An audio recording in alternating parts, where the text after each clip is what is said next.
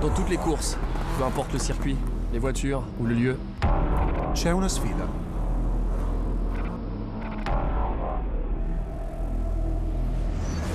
The Nations Cup World Final event here in Paris is about to get underway.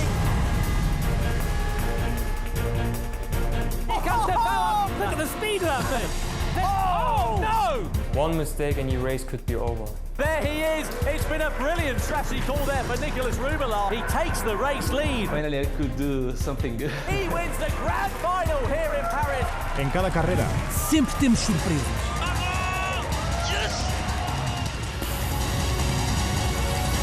E in ogni gara. 歓喜もあれば涙もあります。 Who's going to win the 2019 series?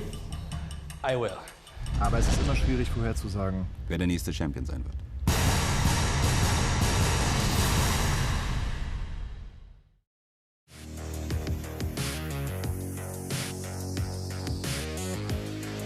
Hello and welcome to the FIA Certified Gran Turismo World Championships, coming to you live from the Nürburgring here in Germany. Wow, if you've just joined us, you missed an absolute killer manufacturers series yesterday. My goodness. Right up until the final race, the final corner, we had Toyota trying to keep their cool as basically Lekowski from Mercedes was pushing right up until the final minute. It was kind of ridiculous, but amazing. So if you haven't actually watched it, you need to go back and see it after this one. Now, if you don't know exactly where we are in our World Championship, let me just break down the season format a little bit for you here. So we're currently on leg 2. We were just in Paris. Our next stop's going to be New York. And then we've got 3 more stops, including New York, before we get to our final. So yeah, it's getting a little bit exciting now. Why don't we take a quick look at our top 6 standings for the Nations Cup. We've got Lopez, Mangano, Hizal, Fraga and Sugawara. What's quite interesting about Sugawara, he doesn't have the best win rate as other drivers, but actually he really performed fantastically yesterday, so I think all eyes are going to be on him. Now, if you don't know the format of the Nations Cup, let us quickly run through it for you. So it's 24 drivers with 2 semi-finals. The top 4 from each of those semi-finals goes through to the final, and positions 5 to 10 then go through to the repechage race, which is the best bit because it gets really scrappy. Those top 4 then go through to the final as we have our final 12 drivers, and then we have 1 winner of the Nations Cup. It's very straightforward. All of the drivers are super excited to be here, and it's hard not to be. I mean, the smell of petrol, the revving of the engines, some of the biggest drivers in the world, and some of the biggest driving fans in the world. It's great. Igor Fraga was especially excited to be here, as he tweeted out. But more importantly, he was saying that his dog was watching him from home and somehow helped him win. I don't know if that's a new strategy for racing better, but I don't know. It worked for him. He's in the top 6. It's not just about what our drivers think, though. We want to hear from you guys too. So we're going to pose you a question. We are wondering, in the Nations Cup, are the South Americans going to continue to dominate? Because quite honestly, they've been smashing it so far. Let us know using the hashtag FIAGTC or GT Sports, or any other comments or queries or questions you have. We would love to hear from you. Enough talking from me. I'm now going to try and persuade these nice gentlemen here if I can get in one of their cars. They're going to say no, but I will try. I'm going to throw it back over to you guys, Tom and Jimmy. Thank you very much indeed, Julia. Yeah, welcome along to the commentary box. Welcome to the Nürburgring. It is World Tour 2 for the 2019 FIA Certified Gran Turismo Championships. And you can hear the round of applause behind us. They are excited. We are excited up here in the commentary box, Jimmy.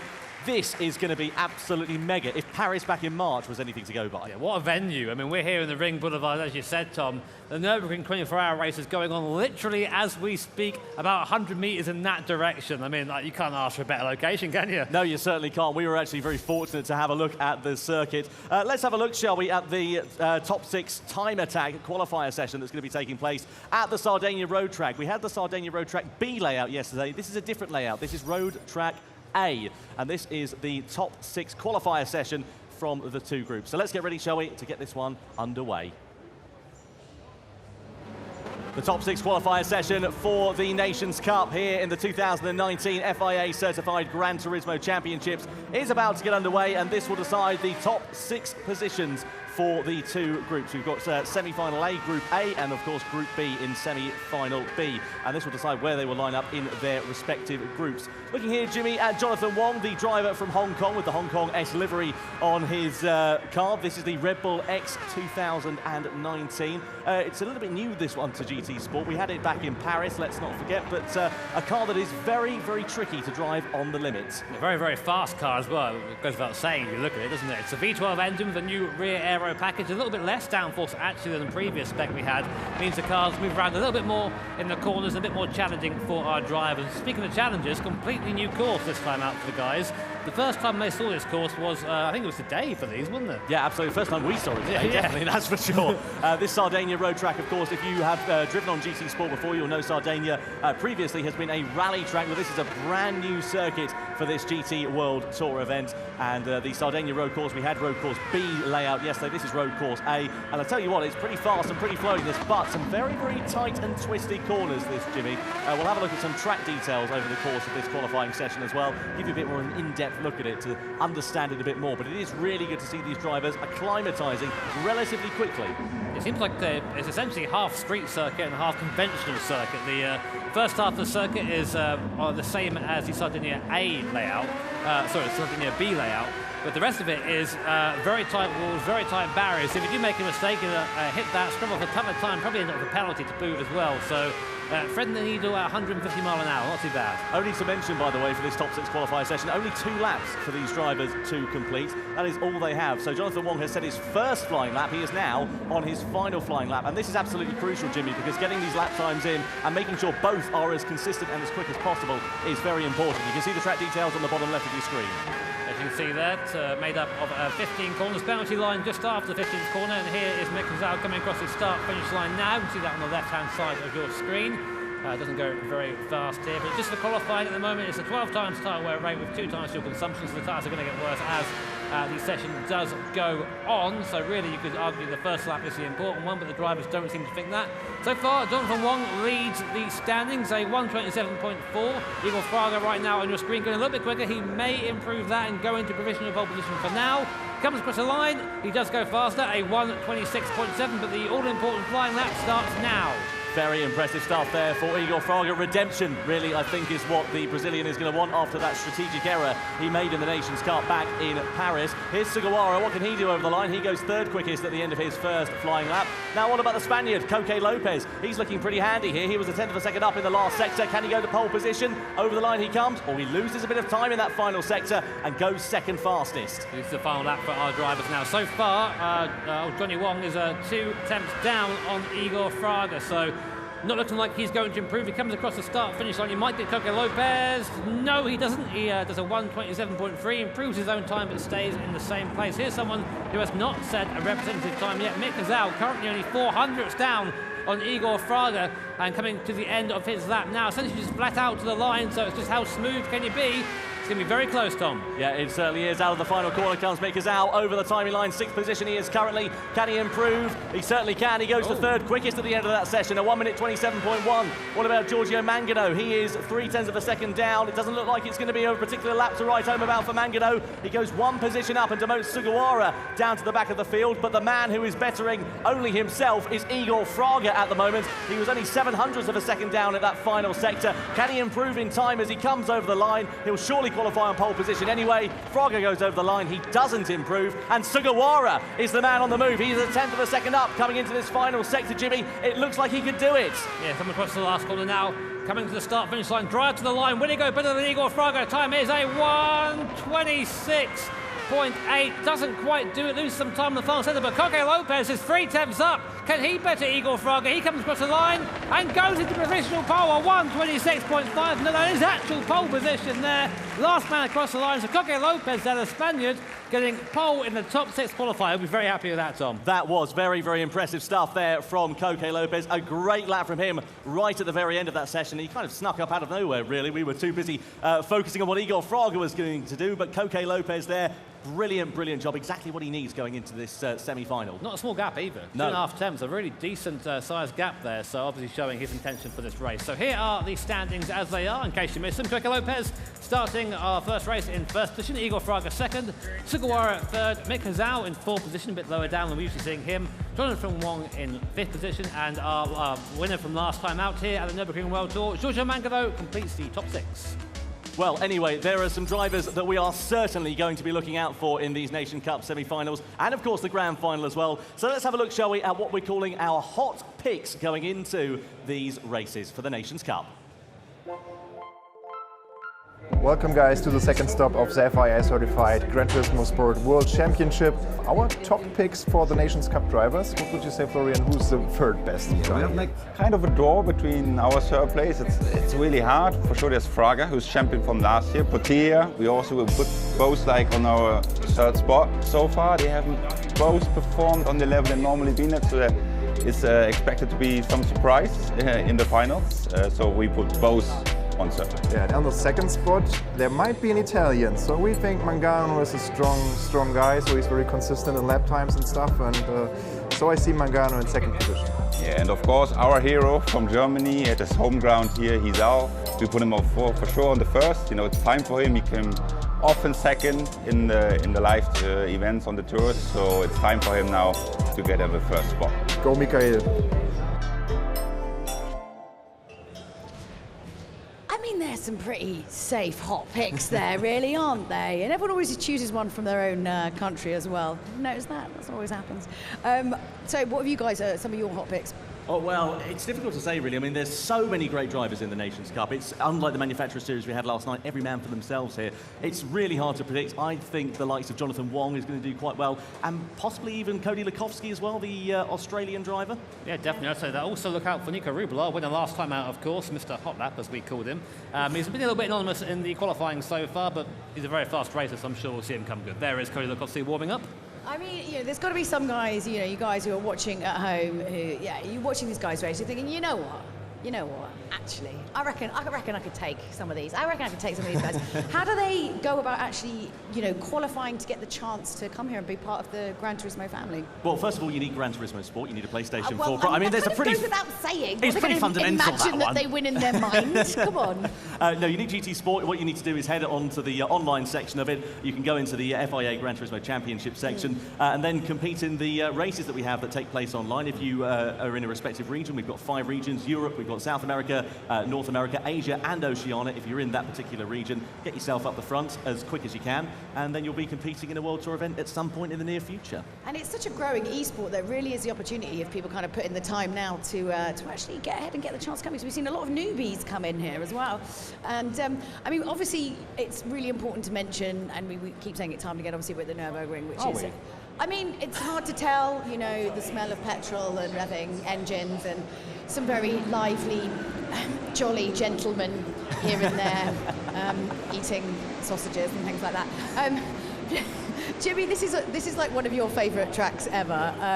I mean, this is like you're literally living peak life right now. Yeah, definitely. I have a big grin on my face most of the majority of the time I've been here so far.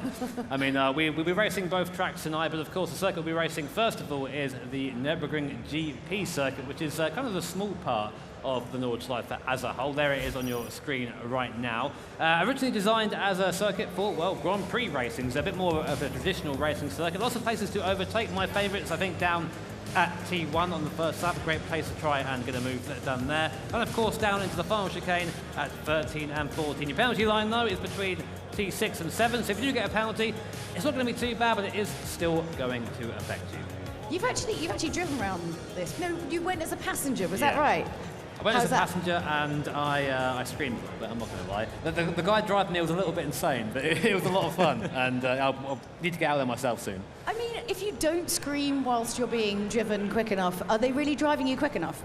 Well, I mean, that's just an experience of Tom Brooks driving, really. To be fair, that is actually like carpooling with this man. I'm not even kidding on the way here. Our rental car, it handbrake turns well. That's all I'm saying there, Julia. Well, okay, enough of that. Let's please be upstanding for the national anthem of our host nation.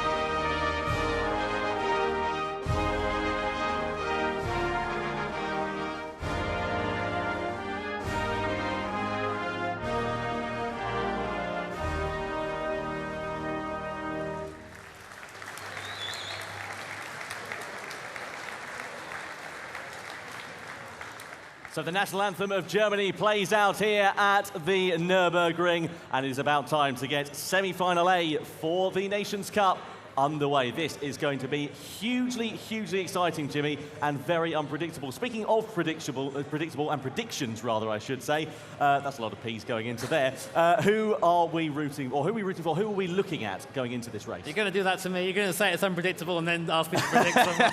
That's very kind of you, man. I mean, again, it's hard to say. I always like Adam Saswillo as an outside bet. He's someone who's very good in the superstar race. He doesn't seem to perform as well at the events. I think maybe it's a bit of a different environment here, but you know, always a steady hand, and of course picked up by a very big esports team recently. So there's definitely some talent there. Yeah, certainly so. You can't dispute that in any way, shape, or form. This is semi-final A. You've got the likes of Igor Fraga, who will be looking for redemption, as we said after Paris last time out. That strategic error that he made right at the very end of it sadly put him out of contention. He didn't qualify for the world final, and that's what he'll be wanting to do here. But he'll have the likes of the hometown boy, Mick Hizal, on his tail. Yeah, I wonder if the home crowd is going to help G up Mick Hizal. You should do, by the way, if you see Mick on camera. Give him a big cheer, the German there on camera at the moment. Oh, there's a little cheer going on there. We'll take that. That's something. There you go. Come on, guys. There you go. That's what we're talking about. But yeah, Mick, of course, a very decent driver. He was very, very upset not to take the win last time around. Same thing, really, with him. A small error cost him the race as a whole. So, you know, these guys certainly aren't invincible. No, they really are not. You're completely right in what you say there, Jimmy. Also to mention, Nicolas Rubelar, of course, qualified for the world final last time out in Paris. So let's see what he is going to be able to do. Manuel Rodriguez, Baptiste Beauvoir, a brand new name in the World Tour here. We'll run you through all of these drivers as we get ready to go to the grid as well. It is going to be hugely exciting. And as we saw actually last time as well, of course, in that top 6 qualifier a few moments ago, don't count out Coque Lopez, fastest man overall in that top 6 qualifying session. Yeah, Coque Lopez, very, very fast. And again, another driver is always at the sharp end, but not quite at the top of the pile. So I think maybe he's looking to change that here. Well, I would be if I were him anyway. Well, let's see what will happen. There is Nicolas Rubelar. We're looking at the Chilean driver who, of course, was singing out the Chilean national anthem at the top of his lungs on the top step of the podium in Paris back in March. Will he be doing the same tonight in just under a couple of hours' time? Don't forget, Nürburgring GP layout for these drivers to contend with. They're just getting their first practice laps in before we get this semi-final A session underway. N300 cars for these guys there, Jimmy, and there's such a smorgasbord of different machinery as well. You've got modern-day cars like the GR Supra, the Audi TT, the Tuscan Speed 6 is a little bit of an older machine, and then some slightly older cars as well. Yeah, the old cars are my favourite, to be honest. I'm a big fan of those things. Speaking of Mick Hizal, we were just talking about him a second ago. We actually had I think a tweet from him earlier on. We'll see if we can go back into that in a second. There he is, the squad reunited. Now, it's kind of hard to explain the camaraderie here. So a lot of these guys come to the same events. Of course, the aliens, as we call them in the sim racing community, they're all good friends of each other. So part of the process, I think, of coming to this event is meeting up with your mates again. And that's just an example of it there. Yeah, there really is a great social aspect to it. And that's what we love about the Nations Cup and, of course, the Manufacturer Series here at the GT World Tour, is that these guys, as soon as they get on those sim rigs, the focus goes on, and they are absolutely on it. They come out of it, generally, there's not been too many incidents, they're all friends again. Well, yeah, most of the time, anyway.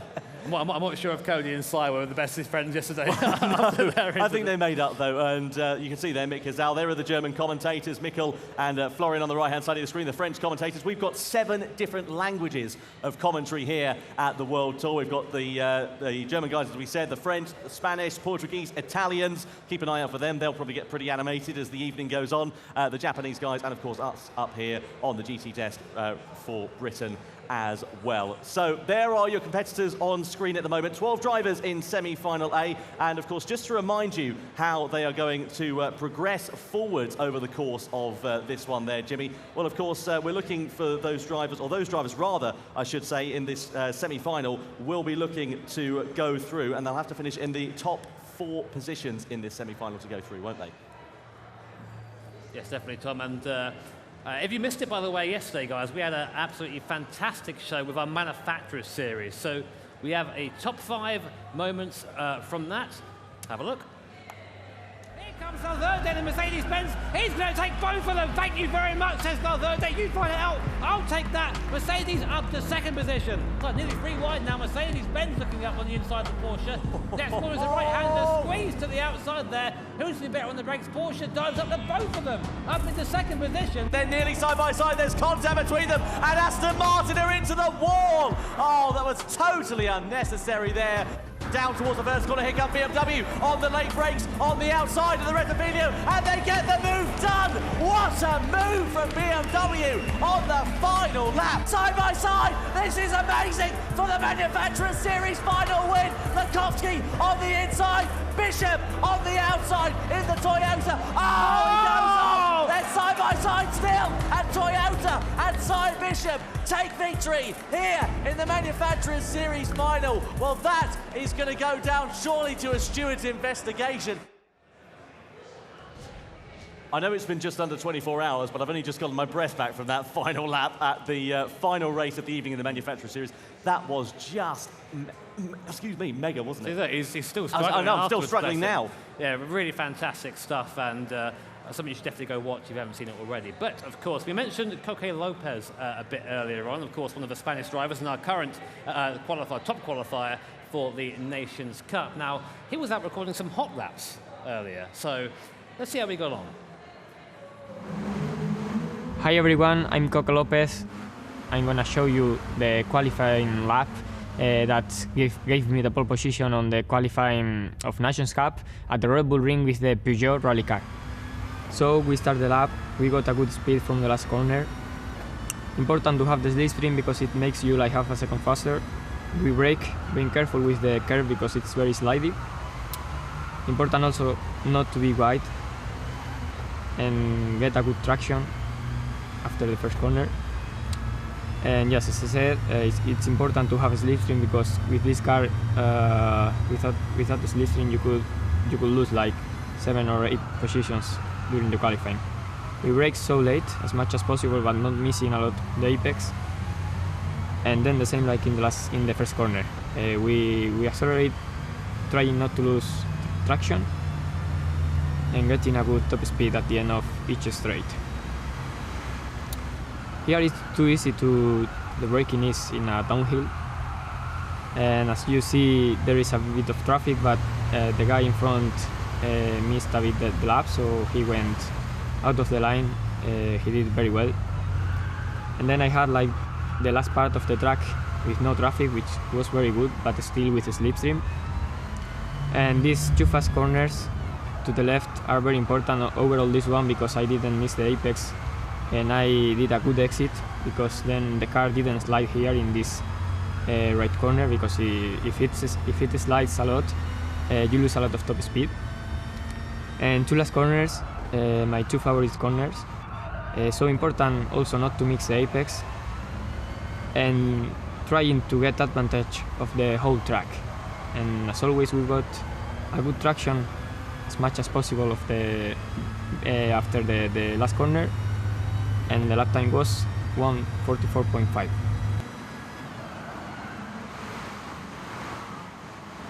Conditions there at the Red Bull Ring, showcased on screen for the first time here in the Nations Cup. There is Coque Lopez, the man who set that very quick lap at the Red Bull Ring circuit. Let's get ready then, shall we? Semi-final A for the Nations Cup is about to go.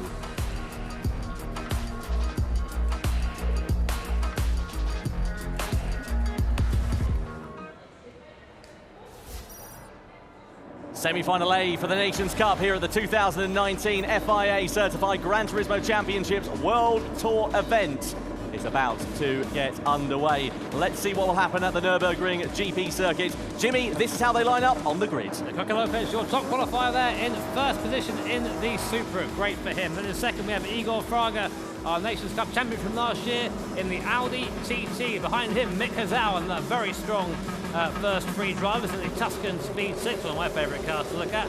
Then we have Colin there in the R33 GTR. And in 5th position we have Nico Rubala, Mr. Hot Lap as we called him, in the M3 Sport when they last time out of Paris. Then Ryota Kokibun in the Porsche 911 GT3. Back in 7th is Manny Rodriguez in the NSX Type R. One of my favourite cars again. Lots of nice cars in this field. Then we have Boulevard in 8th place. First time one of these events, doing very well indeed. Adam Sasquillo in 9th in the Alpine A110. Down in 10th is Maraglino, a very strong competitor, a bit further down than he'd like to be in the Supra. Then Denny Solis all the way from America in the WRX STI Type S. And then rounding out the top 12, Kevin Pounder in the Alfa Romeo 4C. So, a rolling start then for these drivers. N300 cars, don't forget, of course, comfort soft tyres, so they are not going to have a lot of grip underneath them in any way, shape or form, and it should provoke some very exciting racing. Here is Coque Lopez then, the fastest man during the Nations Cup qualification session. That top 6 qualifier we saw just a few moments ago, showcasing just how fast he was. Here is the car class. You can see the Group N cars, the N300 cars that we have, stock condition, commercially sold cars, and of course we've got cars in GT Sport from M100 right up to the N1000. Now, of course, a new feature for this World Tour event is we have a closer rolling start. So it means that we're actually going to have the chance for our competitors to have a go at each other down into T1. And T1 here is probably the best overtaking spot on the circuit. But right now, Coque Lopez comes around the last corner. It'll be a nice slow crawl to the line, and when he gets there, it will be go here at the Nürburgring. So just one last sweep for the tyres. There are lights coming on now. 3, 2, 1, and we are go here in the Nations Cup at the Nürburgring semi-final A. Coque Lopez, a decent start from him coming down towards T1. Igor Fraga in the slipstream, very quick there behind in the Audi TT, goes to the outside of the Spaniard, is now actually in the lead coming down to T1, but Coque Lopez has the inside line. A little bit of door rubbing there in the background. Manny Rodriguez sends it up the inside in the NSX, makes up loads of places, but carnage further down the field there, Tom. Hezal runs out wide, lots of drivers shuffling for position as the pack concertina's up side by side still with Rodriguez and Hezal.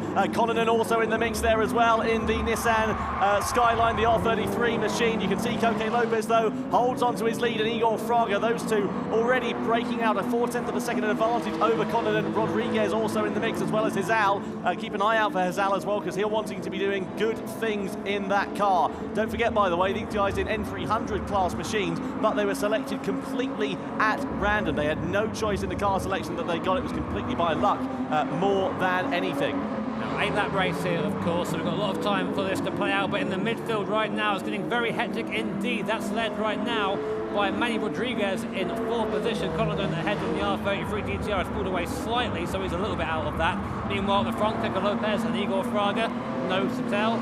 Toyota Supra versus Audi TT, and it's an older TT, not really a matchup you'd see probably out on the street, but of course, the N300 cars balance, so all cars can race together. Here's that great start from Manny Rodriguez, just sends it up the inside of Konanen. Goes from a 6th to 3rd in one corner, but in the background, Kokeman gets pushed wide. I think that's by Boulevard in the RX-7. So, yeah, we'll see if these stewards want to have a closer look than that. But as it stands now, no penalties given.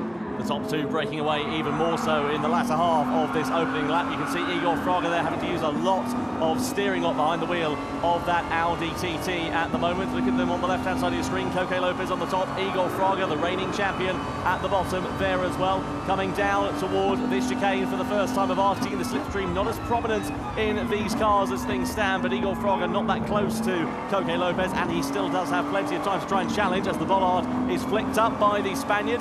Going down in towards the Coca-Cola curve. This is the final corner on the lap, and then they'll get ready to start the second lap of asking. Just to see on the top right corner of your screen, you can see 2 times fuel consumption, 3 times tyre wear, and a great exit from Igor Fraga as he pulls alongside Coque Lopez. They're going side by side down the start-finish straight for the race lead. Fraga with the outside line, hard on the brakes. They'll be going in a few moments' time. Fraga has already got the lead, and he's weaving all over the place as Coque Lopez tries to duck back up the inside. Hard on the brakes they go down towards turn 1. Toyota versus Audi, Spaniard versus Brazilian. Lopez has the outside line, he runs a bit wide. Also Rodriguez and Konanen coming to blows by the looks of things at the first corner. Lopez does manage to retain the lead from Igor Fraga as things stand. At the moment, it seems that Audi has a fantastic straight line speed there compared to the Toyota, which is struggling somewhat, but is better in the corners. Meanwhile, back there, Mick Hezal has a penalty, 0.5 per second. So that says to me there's been a track cut somewhere. But of course, this midfield battle is absolutely insane. There are cars all over the track. Konanen has got out of it slightly in third, but Manny Rodriguez having to defend from Hezal, from Solis, from Boulevard, and from Sassuolo. So one little mistake here, and Igor Fraga's had contact there with Coque Lopez in the Audi. I'm not really sure what's happened there. I think Igor went a little bit too hot into the corner. He's now going to use the grunt down the hill to pass into the Dunlop hairpin. but Lopez there rather rudely moved out the way by the Brazilian driver. Look at a great start from Dani Solis as well. He's come up from near the back of the grid into 5th position in just a couple of laps. Brilliant start from the American driver. A new name here in the GT World Tour and proving his credentials very much so. As we ride on board with Connaughton, you can see an incident involving Fraga and Lopez now under investigation. Now you see all this fighting between Lopez and Fraga has brought Connaughton back into the fray. There he is there on the left-hand side of your screen, looking rather calm there, as most Finnish drivers do, although really working the wheels to try and get that four-wheel drive R33 Nissan GTR into the corner. But doing very well to keep up here with Fraga and Lopez. We've seen Connaughton before at one of these events, but he hasn't been around for a while. Great to have him back, though. Yeah, really, really good to have him back, as you say there. Jimmy, I think the last time we saw him was probably the second World Tour event last year, something along the lines, or maybe in the first World Tour event, actually, at the Nürburgring. Look at the great midfield battle, and look at Mick Gazelle getting absolutely swallowed up as the Swillow gets ahead of Beauvoir for 7th position. Good racing there from the British driver here in the Nations Cup. He's doing a good job behind the wheel of his machine at the moment. Adam Sassuolo, of course, is driving the Alpine A110, as we alluded to earlier on. We ride on board now with your race leader, Igor Fraga, out of the over the start finish line, I should say, and over the straight and going defensive. You can see him there trying to break the toe of Koke Lopez. He's got a good straight line speed in that Audi at the moment, but he might have a penalty on the way, depending on the incident and depending what the stewards judges. We haven't seen anything other than it being under investigation so far, but as they come down towards the first corner, it really drops away, and Koke Lopez is looking very, very mighty here in this first sector. Yeah, Lopez all over the back of Igor Fraga in that Audi. Sorry, Tom, you've seen something? Yeah, Nicolas Rubilar there in 11th position. He's really dropped down the order, has the Chilean driver, and a penalty has been awarded to Igor Fraga. So Igor Fraga has been deemed at fault for that collision. We didn't see exactly what happened on screen. Hopefully we'll get a bit of a replay after this, but the Brazilian driver will now serve that at the penalty zone, Jimmy. Not going to be helping his cause at all. No, another small mistake there from Fraga. We've seen a few of them over the course of the last few events, and that will allow Koke Lopez to go back into the lead and might even allow Connaughton to get back into the fray as well. Meanwhile, behind them, Manny Rodriguez is still in contention, so Igor Fraga pulls to the right-hand side of the road. There's the penalty, and suddenly the Audi gets off the power, then back on again. But the important thing is, will Connaughton get through in the R33 GT? I'm just watching the timing on the left-hand side of your screen. I think that Fraga's just going to keep second. He does.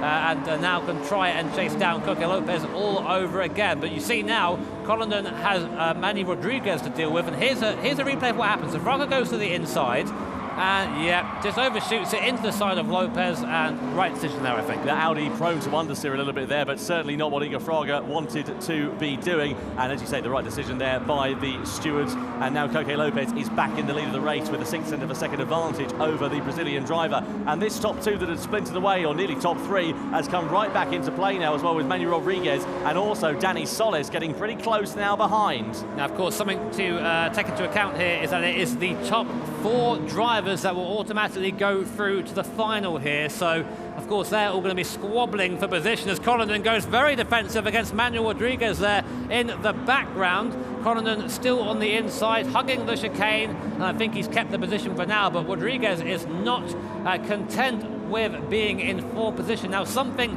we have to keep in mind, sorry, Rodriguez has just, I think, dived up the inside, is alongside Connaughton right now. There you go in your picture, NSX versus R33 GTR. Who's going to have the grunt in a straight line? It's towards the back of our picture right now. Looks like that Manny Rodriguez in that V6 powered NSX is going to have the grunt over the GTR. Connaughton dives back into the slipstream, and I think that's a move made to 3rd. Here it is. Yes, Rodriguez up to 3rd, and now Dani Solis looking at Connaughton up into T1, but not quite close enough. That Subaru looking pretty mighty here as things stand. He's been a bit of a dark horse and a bit of a quiet ascension through the field there for Dani Solis. His first lap will be something to behold. Love to see a bit of a replay of his opening lap. Maybe we'll see it after this race. You can see Marcus Connaughton there, though, in 4th position. Manny Rodriguez just defending behind the wheel of that Honda NSX at the moment. And this gap, this group, almost becoming a near 6-way battle for position, because they're all closing up on one another. Look, it all goes down the way to 10th position there with Nicolas Rubilar involved. So that is very, very exciting indeed. And we're only halfway through this race. There's still plenty more action here at the Nürburgring to come. Yeah, that's right, Tom. Of course, it's only halfway through, so there can be chops and changes up until the end of the race. And again, just to reiterate, top 4 go through to the next round, then 5th down to 10th go through to the repechage, 11th to 12th go home. Yeah, you're absolutely right. So you want to be in those top 4 positions, as you say. Let's see what will happen with that Repechage, because we know how exciting that can be here in the GT World Tour. We've seen it in previous events. So anyway, coming down in towards the Michael Schumacher-S we go. Here is Marcus Connaughton there behind the wheel of that R33 Skyline, now in a position really which is kind of unfortunate for him, because he's trying to attack against Manuel Rodriguez in front of him, but he's also trying to defend from Danny Solis. So let's wait and see what will happen regarding that little duel. Speaking of duels though, Coque Lopez versus Igor Fraga, they certainly aren't done with one another, and this is a really, really good scrap, and they're kind of working together a little bit here at the moment, Jimmy, just trying to bridge that gap out to Manuel Rodriguez, so if they do start scrapping, they will have a bit more of a buffer. I think, as we said, Tom, I mean, they're going through at the moment as it stands. If they stay where they are, but the racer in you is always going to want to finish first instead of second. So we'll see what Igor does. I think that Audi is very strong on the straight, so we kind of see the Audi put up to the back of the Toyota towards the end of the longer straights, the longer acceleration zone. So right now, what I probably expect to see is Igor Fraga just pull by Coque Lopez on the straight and lead into T1. Let's see what happens. So Lopez actually is not a fan of this. He's going to go defensive, hugs the wall on the inside, so there's no inside line there, and there is Igor Fraga, you can see on the left, what's known as IOF Racing, and yet breezes by in a straight line. But how is that Audi on the brakes? Let's see. Coming to the braking zone, and Lopez in the GR Supra there, having a bit better hand, then get on the brakes a bit later and keeps the position, but goes very wide coming into the arena section, but luckily he can hold the inside line and retains the lead for now. Very exciting race in between this top 2 at the moment, and Igor Fraga, we know how fast that Audi TT is in a straight line, and you can see how much Coque Lopez is having to defend more than anything just to try and keep the Brazilian at bay as things stand. Mick Gazal, meanwhile, has disposed of Adam Sassuolo, so he's up in the 6th position there is Mick Gazal, and you might be wondering why he's not a little bit further up the order. Well, that is because the car choice that he has is the CVR Tuscan Speed 6, and it doesn't seem to be a car that he's gelling with necessarily at the moment, these N300 machines. No, it's a bit of a shame for Gazal, I think, for him. I think he expected to be a little bit higher than he is, but of course you have to be good at every kind of car to do well in these competitions, and Mick Gazal is far from done, I imagine. And that midfield battle still going on in the background as Coquebun just grabs a little bit of gravel there and somehow keeps the car. But the thing is now, Coquebun, the Asia Oceania regional champion from last year, is down in 11th. If it ends right now, he is out, done. Absolutely. I think that something must have happened, by the way, to Sorante Mariglino, because he's 15 seconds adrift of Ryota Kokuban. We didn't see what happened on screen. We are seeing what's happening on screen, though, between Coque Lopez and Igor Fraga, nearly running side by side down to the left-hander. Fraga is going to try and go the long way around the outside there. It won't pay off. Will he try and get the switch back? There's no room, there's no opportunity to try and do it.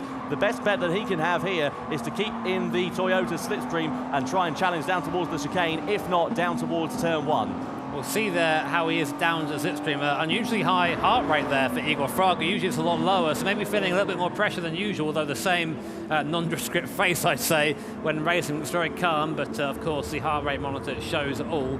Again, not quite close enough. The thing with that Audi Quattro is it's quick in a straight line, but it just lacks the braking capability. Maybe a bit heavier than the GR Supra in front. Of course, all these cars are balanced with different weights and different horsepower ratios to make sure they all race well together. And it seems that Igor Fraga's Audi TT maybe not having the greatest braking ability. So here we go again, coming down the straight, essentially a repeat of last lap now. Coque Lopez goes to the inside. Igor Fraga, what's he going to do? Pulls out at the last second, keeps his foot in it. Let's see what happens now. Is he coming down to T1? And again, the repeat of last lap. Coque Lopez can get on the brakes out a little bit later, holds the position on the inside, a bit wide on exit, but it's not going to matter so much because even though Igor Fraga has the speed in the Audi, Lopez has the line. Well, that does prove one thing, though, because he was behind going over the start-finish line, so he has to be ahead going into that final corner here at the Nürburgring, because it's a very short run to the line. Here comes Fraga down the inside of Coque Lopez. Then on lap 6, they still run side by side as they come in towards the right-hander. Lopez does manage to hold on to the lead, but Fraga is looking very menacing as Lopez runs a little bit wide. Does Fraga's drive allow him to pull alongside again? It certainly does. He's in the lead momentarily, and he has it going into the next corner. That is a brilliant bit of driving there for Fraga. He was patient, and the applause of the crowd is evident to see with, or evident to hear rather, I should say, with Fraga now taking over the race lead. Now, this is bad for Coque Lopez because he can't really come back at Fraga on the straights. It has to be done in the corners, and if Fraga is pulling away, as you can see there, look at back, the Audi just pulling away from the GR Supra going down the hill. Fraga a bit earlier on the brakes, but where can Lopez go? All he can do is drive into the back of the Audi TT and essentially wait for Fraga to get on the power. What this has done, of course, these guys scrapping, has brought Manny Rodriguez back into the picture. He's now only 8 tenths behind Lopez and Fraga, so we might see him coming to the picture before the end of the race. And Collinan still in that last automatic qualifying position, but Danny Solis not far off. No, he'll be going through to the repechage. Just to remind you, as Jimmy said, the top 4 going through into the grand final here tonight, whereas 5th down to 10th position will be going into the repechage race, the last chance qualifier, essentially, which will have 10 competitors. The top 4 from that race will then progress through, along with the 6 drivers from the drivers we have, and the 8 drivers from each semi-final, I should say. So here is Coque Lopez then in the slipstream, trying to find his way through against Igor Fraga, but the straight line speed of that Audi is just so evident to see, isn't it? Coque Lopez is going to have to be very imaginative here, Jimmy, in order to try and find his way past. It's the infield section where he needs to have an advantage. I think what he needs to do is go for the ultimate T1 late braking and try and get by Fraga that way, because you'll see now Fraga got that four-wheel drive and it plants the throttle. The traction of the Audi is pretty substantial compared to the GR Supra behind. He has the advantage all the way down the straight, even though the Lopez does have the slipstream, but not quite close enough. You know who else has an advantage in the straight line? That NSX. Manny Rodriguez is closing in on the back of Lopez. We might have a Spanish squabble here for 2nd and 3rd position. When you have a list, Tom, that's very hard to say. It certainly is. Yeah, Lopez versus Rodriguez, that is a tantalising battle. Meanwhile, Sassuolo has gotten ahead of Baptiste Beauvoir a little bit further down the order. So the British driver making a late ascension through the field here on the penultimate lap of semi-final A for the Nations Cup. And this is really great. Look at Mick Hizal there. He's all over the back, meanwhile, of Danny Solis. And Solis doing a really good job behind the wheel of his Skyline to defend position, to defend his position from Mick Hizal in the TVR Tuscan. Yeah, Hizal behind. I think that Hizal might be in a similar position to Coque and Igor Fraga at the front. I think maybe one car a bit quicker in the straight line, the other car a bit quicker in the corners. Here's a replay. Let's see what happened here. Here's Ryota Kokubun and Kevin Pounder coming through the first section. So Kevin gets a little bit sideways. Ryota goes up the inside in the 911 GT3. And easy as you like, past he goes. A nice little move there by Ryota, and importantly, moves him back into the top 10 where he needs to be. Very nice indeed there from Ryota Kokubun. He's been in a bit in the wars in this race, I think it's fair to say. Meanwhile, Adam Sassuolo, his ascension through the field in these latter stages continues. He's now into 6th position, and Hizal has actually dropped down to 8th place on this last lap. So very disappointing there for the German driver. He'll be going into the repechage as things stand. So work to do for him. Maybe he'll fare better. And Hizal actually down to 9th place now. He loses another position to Nicolas Rubelar. So I'm really keen to see what is happening here to Mick Hizal. It just doesn't look like he's gelling with the car or the circuit or something along the lines of that. Either way, he is not comfortable at all. Here's a replay, Jimmy. So here we go, then Mick Hizal coming down to the chicane, the hairpin, looks up the inside of Danny Solis, who then comes across to defend. Spiller goes, all right, I'll take that, mate, up the inside, and then Beauvoir then comes around as well. So basically what happened there is Hizal got caught on the outside, then actually bashed into the grass there, into the gravel. So we'll see what happens there. But it looks like Hizal being bashed around a little bit, and importantly, actually near the outside of the top 10, so he needs to try and get it together if he wants to go through at all. Meanwhile, Danny Solis and Adam Sassuolo very much on the move in that Alpine A110, coming down the start-finish straight. Who has the grunt in the straight line? It's the Alpine, that little cutie in the front there. It looks like it's trying very hard indeed. Anyway, coming down to T1, heavy on the brakes, and there you go, move made. Important thing now, can Adam on this last lap catch Colin in front and get that automatic qualifying position? This is very, very exciting indeed. A trio of blue cars all battling for positions. Sassuolo in that little pocket rocket Alpine is doing great things behind the wheel. Now inside the top 5, Rubelar versus Beauvoir. Beauvoir's a little bit wide, he's a bit sideways as well. Rubelar is up the inside in the BMW M3. They're running side by side. Will Beauvoir be able to get the switch back into the next corner? They still run side by side. Frenchman versus Chilean, and the Chilean has to run wide. Rubelar is now going to be on the inside line into the next corner, but Beauvoir has got track position, and here comes Ryota Kokubun there as well, and Mick Hizal could potentially profit from this. In the background, he's lurking there, he's signalling his intentions to get involved. Beauvoir nearly back up the inside, but Rubelar somehow manages to hold on to 7th place. Mick Hizal is on the edge of elimination here. He's in 10th, and Kevin Pounder is very, very keen to take that place off him. So this could be a big upset early on in the first semi-final here at the Nations Cup at the Nürburgring. Ryota Kokubun going up the inside of Boulevard, and repaying the favour, I think, that Boulevard put on Hizal on the last lap, and then using the grunt of a 911 to try and put in front of that RX-8 using the rotary-powered, I think it's a 13B engine in that, coming up the inside. Schumacher actually don't usually see 2x2 here, but those guys are making it work. Here comes Hizal, 2 for 1 possibly coming up into the right-hander, but he's now stuck on the outside. Will he be able to pull ahead of Ryota Kokubun? No, he can't. He can! Oh, he sneaks it across. Wow!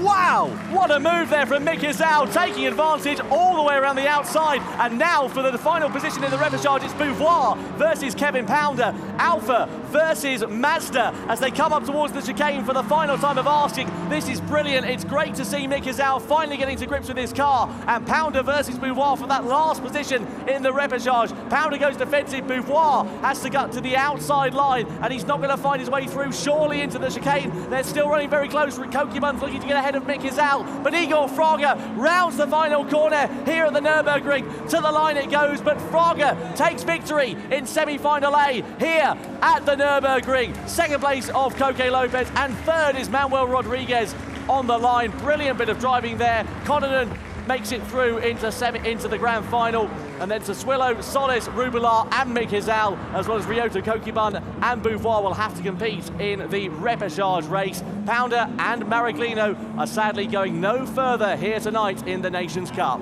Seems like we missed a little bit of drama there at the end. There is Igor Fraga, of course, winner of this race. I think there might have been between Boulevard and Kevin Pounder. I'm not really sure what happened. We didn't get a replay, but I saw a big upcry from the crowd as something happened.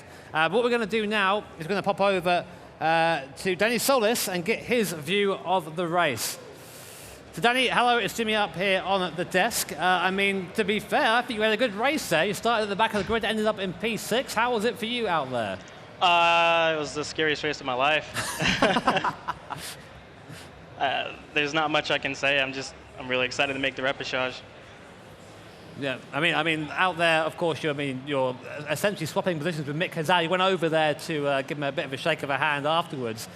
Seemed a bit rough out there. I mean, what's your strategy in this kind of race? Do you be the one to be aggressive at the start, or are you kind of waiting for others to take each other off? I mean, it's a very short race, so kind of waiting and seeing isn't really that beneficial most of the time. I think historically I've always had a bad record with going aggressive in the turn one. It seems that a lot of people brake early, and I always try to go for the most open area and get right into the braking zone. And I really lucked out. And I do apologize to Mick, because he probably had the pass on the hairpin. He went down the inside, and I just instinctively went to block him, and that was my fault. He says he went too deep, but I'm pretty sure I blocked him, so that was on me. Okay, so well, nice to see the sportsmanship, isn't it? I mean, that's what we like to see here. Thank you so much, Mr. Solis, for joining us up here on the, on the booth, kind of, anyway. And best of luck in the repechage. Thank you. That was a bit good, wasn't it? There is Danny Solis. You can see his statistics, and you can see 124 races that he has taken part in. He's won 57 of them. That's a 46% winning rate there, Jimmy. Better than probably you or I imagine. So let's wait and see what his result will be in that repechage race, shall we? Anyway, what a very, very exciting semi-final A we had. Let's have a look at some replays and some key moments down towards the first corner here, Jimmy. Emmanuel Rodriguez had a great start on the NSX there, coming up from 6th position up into 3rd place. You see 3 wide almost coming into the first corner, but meanwhile at the back of the field, a little bit of contact there. Kokubun, Rubilar and Beauvoir came together, and Kokubun lost a lot of places there, down to P11 pretty much straight away. So here is Coque Lopez and Igor Fraga. That was the contact we saw earlier on, which then resulted in Igor Fraga getting a 1-second penalty from the stewards. Yeah, very disappointing there for Igor Fraga, but he managed to overhaul it. He managed to reclaim the lead from Coque Lopez. This was where Fraga served his penalty. Lopez said thank you very much, took the lead away. However, they weren't done, and they continued scrapping. This is lap 6 out of 8, and you can see they ran side by side with Fraga having a great amount of straight line speed underneath him with that Audi TT, and he managed to get himself into the lead of the race and subsequently take the victory. So Fraga, Lopez and Rodriguez. Connaughton inside the top 4. They progress through to the grand final tonight. Sassuolo, Solis, Rubilar, Hizal, Kokubun and Beauvoir will all compete in the repechage. Sadly for the American Kevin Pounder and the Italian Sorante Maraglino, they will go no further here tonight. And I apologise, Salvatore Maraglino it is rather, who will go no further here tonight in the Nations Cup. But that was a great way to start the action here today. I mean, a sign of things to come, I think it's easy to say. We saw nice close racing at the front between Igor and Coco Lopez, and Coco Lopez really showing his intentions. Again, a guy we always say is towards the sharp end, but has never really come out on top. This could be it this time. What do you reckon? It certainly could. Well, anything can happen in GT Sport. It usually does as well, so let's wait and see what will happen. In the meantime, though, shall we? Let's go and see what Julia's been up to. So I think I might have an answer to a question that you posed during that race, which was you were wondering what was going on with Mick and like what was kind of happening. And actually, we were chatting a little bit earlier, and I don't think he was super pleased with his car selection. And I think obviously he got a little bit into his head, but obviously moving into the Repechage, it kind of rolls the dice again to get like a different car to drive with. So hopefully you'll get a better one for that, and will kind of come shining through. I was also talking to Cody, who was very excited to be going into this race. Seems very, very confident, happy with the car selection. Obviously hasn't had super loads of experience on the track, but then that's kind of okay. And I asked him if he was going to push it as hard as he did yesterday. For those of you who are watching the Manufacturers Series will know exactly what I'm talking about. And he said that he's going to do his best every lap. So he was quite diplomatic about it, to say the least. So yeah, so there's a little bit of background info for you there. Let's take a quick look at some Igor Fraga stats. Like, we knew he was going to be pretty hot stuff. Let's take a look at that. That's a pretty high win rate there. Oh, only just a snifter above Mick, just a snifter. But yeah, so it's gonna. I think the Repechage race is going to be really interesting, because I think yeah, Mick will kind of regroup, get his head together, and smash that, hopefully, because he's certainly got the ability to do that. Just look at those stats there. So now I've been joined by GT fam Lucas Ordonez. How are you doing? How are you? All good? All good? All right. You look a little bit tired, because obviously you've actually, you know, you're not over there like you usually are, which is a bit of a shame, but you've been racing some real cars, I hear? Yeah, we were racing the PlayStation BMW M6 this 24 hours of Nürburgring. Yeah. But yeah, everything went well until the car had a problem, and we are out of the race. So yeah, unfortunately too early, but yeah, this is racing, I guess, and we have to stay positive. And I'm here with all of you guys, so yeah. Oh, you finished the real racing, so you've come back to the GT fan. Oh, no, I'm just kidding. But I suppose it's quite similar in the sense that, you know, we think we can predict what will happen in Gran Turismo, but actually it's kind of the same in real racing as well. You just don't know how things are going to play out on the day.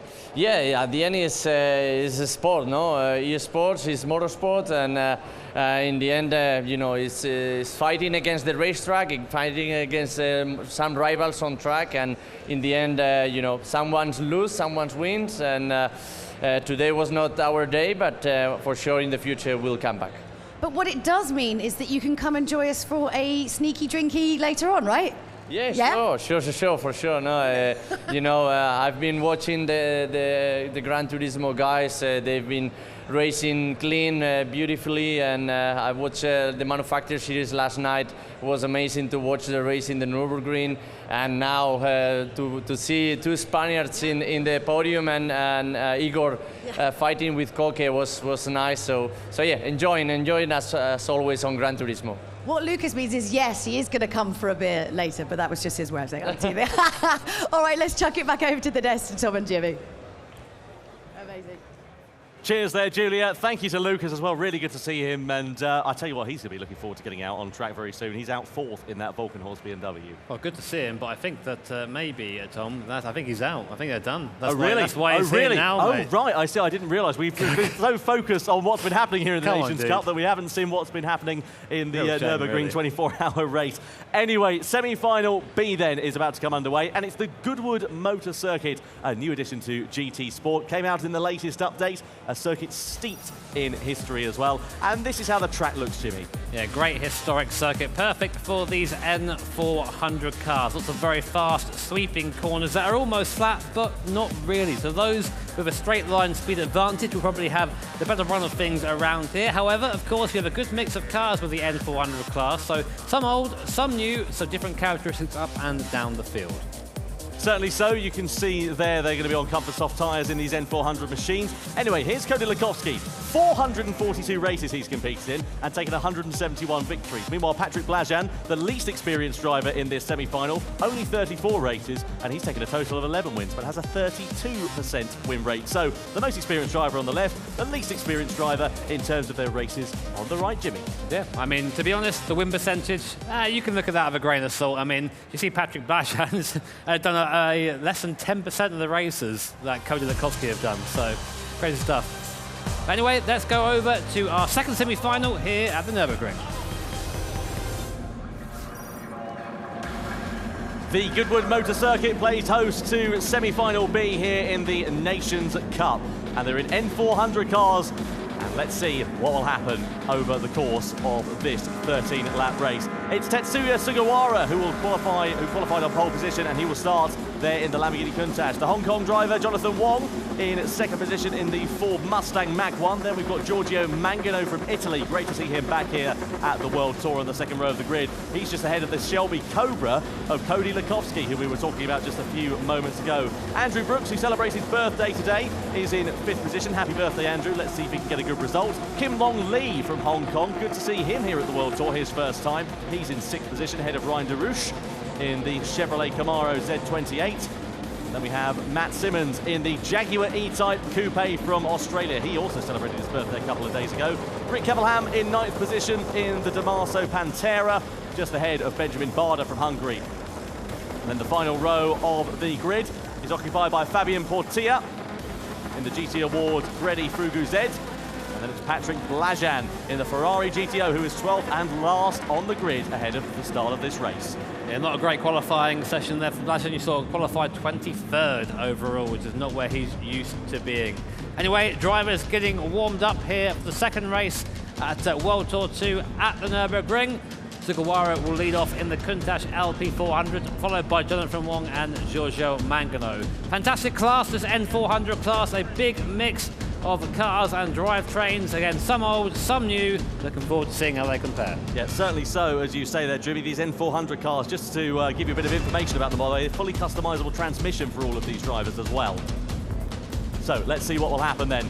They get ready to come out of the final corner through that last chicane, which could cause a bit of drama over the course of this race, and ready to come over the timing line to start semi-final B. So, Nations Cup here at the World Tour 2 event for the 2019 FIA Certified Gran Turismo Championships. N400 cars at the Goodwood Motor Circuit about to get underway, and Tetsuya Sugawara leads the field over the line. Jonathan Wong immediately darts into the slipstream. Cody Lukowski there in fourth position, looking pretty menacing already against Giorgio Mangano. Down in towards the first corner, you can see lots of defending, lots of attacking. Wong versus Lukowski for position, and Mangano on the defensive already here against the Hong Kong driver, and Lukowski, the Australian, looking very racy indeed. Further back, DeRouche versus Brooks going side by side for position, and three wide in the background, down in 10th place there as well. Here is DeRouche, here is Brooks on the outside, and the Hong Kong driver Kim Long Lee on the inside here as well, as we come through the right-hander and into the first very hard braking zone on this lap. The drivers are just about sorting themselves out now, but that's the nature of this circuit, fast and flowing, so you have to really throw the car alongside the guy in front if you want any opportunity of getting by. So it's Lamborghini leads Lamborghini. Countach versus Countach at the moment, old versus new, so to speak. And now coming up to the mid-section of the circuit. This is where having a lot of power underneath your right foot will benefit you quite a lot, so watch out for that Cobra in the background in fourth position. But right now, Sugawara and Mangano fighting for first position. Mangano looking to the inside now into the braking zone. Next corner is the right-hander. Mangano on the inside, passes into the lead, but will he go wide here on exit? No, keeps it place. Mangano up to third, Lukowski up into third, Mangano up into first. Great stuff there from Giorgio Mangano and Cody Lukowski making ground on their opening lap. I'll tell you what, the Italian commentators are situated quite a few metres away from us, but I can hear them clear as day as Mangano took the race lead at the end of lap number 1. This is going to be a very fast-paced race, this, because it's 13 laps long, but as you can tell, a very short lap here at the Goodwood Circuit, a very fast and very flowing track as we ride cockpit cam with Cody Lukowski. He's in the slipstream of the Lamborghini Countach. Is he going to be able to think about making a move on this lap? He's not going to be close enough at the moment. going through this first sector, I don't think, but Tetsuya Sugawara is a bit out of shape through that fast right-hander. That's not going to help his charge against Mangano and getting back through into the race lead. And Sugawara looking all at sea, really, at the moment, behind the wheel of that Lamborghini Countach. Misses the apex on the left-hander, allows Lukowski to close up. Is Lukowski going to be able to try and make a move in the latter half of lap number 2? He dives down the inside, he sends it through. Does Lukowski in the Cobra? He's up in the inside and he's into second position. Just seems that front engine layout of the Cobra suiting Lukowski quite well at the moment, with Sugawara in the mid-engine Lamborghini Countach really struggling with oversteer. You could see that visually as he was fishtailing all the way through the mid part of the circuit. So now we come up to the last part of the track. Lukowski there showing the grunt of that Cobra that has in a straight line, very quick. And now can he run down Giorgio Mangano? A lot quicker there for the last corner. Took a 10th out of the Italian just through there alone. And now coming into the last chicane. So 2 laps down, 11 to go. So then, meanwhile, Fabian Portilla not having a good run of things so far. We saw him struggling in the overall qualifier early on today. Then you can see him there down in 11th position, so not a dream start for him. Meanwhile, Matt Simmons, former GT Academy champion, let's not forget, he's in 9th position, celebrated his birthday just the other day. Seems to have a smattering of birthdays here in June. It's a popular month for Gran Turismo drivers, as it turns out, and also Gran Turismo commentators, because Jimmy Broadbent turned a year older the other day. Yeah, I know, getting old. Yeah, I know, you're 14 now, mate. I tell you what, you are getting on a bit, aren't you? We'll get back to the race, and Matt Simmons in a Jag E-Type, something you'll like, Tom, coming through the mid part of the circuit. He's being harried by Patrick Blajan in the Ferrari GTO. Absolutely beautiful car, if you ask me, and I'm sure most people in the audience would agree as well. But a little bit of a traffic jam behind, I think it's down in front there, that is Kim Long Lee, so a bit of a traffic jam behind him. Blajan looks to the inside of Matt Simmons, but the door is closed there by the Australian driver, and in the background Fabian Portilla trying to get involved as well. Again, if you've just tuned in, just to reiterate, the top 4 drivers automatically go through to the final. 5th down to 10th will go through to the repechage, with 11th and 12th taking no further part in this competition. Well, Barda's looking very aggressive against Kim Long Lee. Matt Simmons is trying to go the long way around the outside. He's going to try and send it on the brakes. Surely he's not going to make that corner. He's fishtailing his way round. He does manage to get ahead of Benjamin Barda, and he's going to have a great run here, potentially on Kim Long Lee through this final chicane as well. Oh, a little bit close between Portilla and Barda in that final chicane. Lee's wide out of the final turn as we come onto the start-finish straight. So Lee versus Simmons as we come down in towards turn number 1. 3 cars nearly battling for position. But Matt Simmons, what a great move that was. So into the first corner we go. Simmons holds that position. He holds behind Kim Long Lee. As things stand, he ducks to the inside, though, as we come into the next right-hander. He's on a great charge. Here is the Australian. Blajan's trying to take advantage as well as Lee shuffled out wide. And Simmons into 7th position. Blajan, the Hungarian driver, is having a great run. He's trying to go round the outside through the right-hander. It's not going to work through there, my friend. They come on the brakes into the left-hander as everything just about settles down for a couple of moments. Very opportunistic driving there by Blajan, following Simmons through, but now he's under attack from Bada, who's only just behind in the Trans Am. Surely not, surely Blajan. not! He looks up the inside, a bit of contact of Matt Simmons, and Bada's there on the inside, so just hit wide a little bit there was Matt Simmons. Blajan goes up into 7th position, Simmons goes back down to 9th after working so hard to get there. But this is a battle for survival at the moment. Of course, as I said, 11th and 12th go home, so you're going to be in 10th or above. Patrick Blajan currently in 7th, and Matt Simmons and Benjamin Barda fighting, coming down to the right-hander. Simmons on the outside, he's pushed wide again, and there he's on the outside, he's looped it, he's round in the E-Type, and through goes Fabian Portilla and Kevelan. Matt Simmons goes from 9th to last, and at the moment will be going home if it finished as it was. That's a case of 0 to 0 right there here in GT Sport. But there's still quite a few laps left in this race, and we know how quickly things can change and often do change. He's already on the attack against Kim Long Lee. These two are battling inside the top 10 a couple of moments ago. As you said, Jimmy, as it stands, they will be going home after this one. Meanwhile, that's allowed Patrick Blajan to just pull out a good, comfortable advantage. He's got great pace in that Ferrari. Let's piece together what happened here, meanwhile, for 3rd position between Sugawara and Ryan Derouche. So this is going through the left-hander. They're going to flick it right over the brow of the hill, and Derouche is going to send it down the inside. That's a great bit of driving there from the Frenchman. Not much of a defence from Sugawara. Doesn't seem to have the pace against the Frenchman. Sugawara just struggling in general, it seems, in that Countach. He's just been going backwards throughout the course of this race. Started in pole position, of course, and now down to 4th. Meanwhile, the fight for the lead starting to pop up again. Cody Lukowski in that Shelby Cobra is all over the back of Giorgio Mangano in the Lamborghini Countach, and that Cobra, I mean, this is not a fight you think you'd see pretty much anywhere in any racing series. That's what's so great about GT Sport. You can race these cars together and have a good race while doing it. Coming through the last chicane now, who's got the brunt in the straight line? Giorgio Mangano, a bit more composed on exit, but my money's on that Cobra to have the better straight line speed, Tom.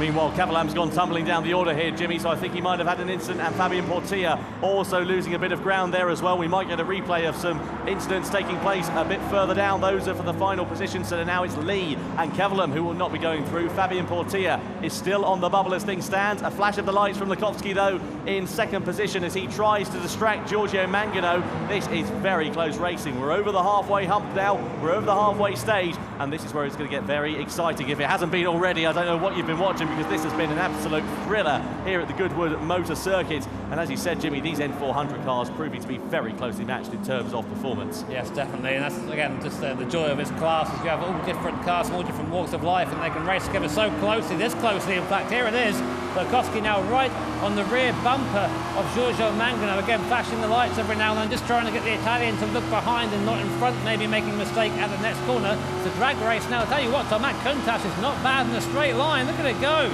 Even in the drive, Lekowski can't keep up, but under the brakes, let's see who has the better handling car. Actually seems to be the Cobra. Never thought I'd say that in my lifetime. Coming round the right hand and now almost running into the back of Mangano and into the last chicane for the sixth time. It's about halfway through this race now.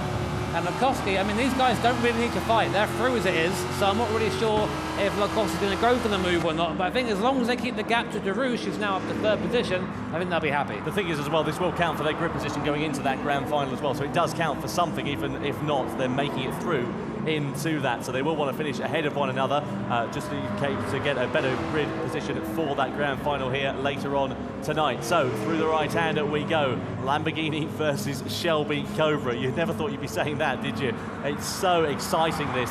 And it's brilliant racing. This Goodwood Motor Circuit as well is an absolute joy. And look at Lekowski. There's a penalty there for Cavallam as well. We saw him tumbling down the order a few moments ago. Collision with another car that he was deemed to be at fault with. I think that was with Fabian Portilla, and he is deemed to have been given a 2-second penalty there. So he will have to slow down and also drop down to 12th position. And completely different driving styles in these cars. Of course, a lot of you guys at home will probably be more interested in the Group 3 cars or the Group 4 cars. These are road cars though, and to boot, they're on the Comfort soft tyres, so not a very grippy tyre at all, which means that driving these cars, the fastest way to do it is with a little bit of slip. You'll probably see it now coming in to this next right hand as Lekowski closes right up into Mangano. You see sideways, a little bit of opposite lock there, up the inside actually, as I was saying it. Looks like Mangano made a mistake there on the exit, and Lekowski seizes the opportunity, goes up the inside, slows it down through the chicane, really slows it down through the chicane, gives Mangano nowhere to go. But we know that Countach is quick in a straight line, so no, it's a drag race here. You won't see this at the American drag strip, I can guarantee you. Coming down to T1 now, Mangano has the straight line speed, but he doesn't have the line. He's on the outside. Is he going to go all the way around the outside? No, he's not. Lekowski will hold the position, and Mangano goes down to second place. A great bit of opportunistic driving there by Cody Lekowski. The Italian commentator is even more animated than the racing at the moment as things stand. Lekowski, the Australian driver, now does lead the way over Giorgio Mangano. This is a great little battle going on. You can see that Shelby is far more composed in the corners, whereas the Lamborghini is far faster in a straight line, and this is a bit of a circuit really of two halves. Now here's the incident between Cavallam and Portilla. So Portilla on the outside line, Cavallam on the inside. Yeah, that was... I don't know about that really. I'd actually say that Portilla turned in on it. I'd like to see another angle of it. I'll tell you what, because the door was being closed there by Portilla. Maybe that's just the line he was taking through that corner. It's difficult to say. There's an incident under investigation again for Portilla as well, between himself and Benjamin Barder, a collision with another car. So let's wait and see what the result is of that investigation as things stand. So right now, Andrew Brooks, the birthday boy, has come through the field and at the moment is closing on Sugawara, who has been struggling in that green Lamborghini Countach a bit further down the field. And if he can get up into fourth position, that means he'll be automatically through to the final and won't have to go through the ordeal that is the repechage. Well, we'll get to that a bit later on. The chaos that is the repechage, I think, is a better way of describing it. But let's have a look then and see what happens between Brooks. Don't forget, it is his birthday. He'll be wanting a strong result, and we know how Sugawara, as Jimmy said, has been struggling behind the wheel of that Lamborghini Countach. Jonathan Wong, meanwhile, has been all out of sorts as things stand. Here is Mangano, finished third in that qualification session, as we saw, and a penalty as well being given to Portilla. And I can hear him shouting in protest in his seat at the moment. He doesn't know, so you can hear him in the background. He's definitely not happy with that.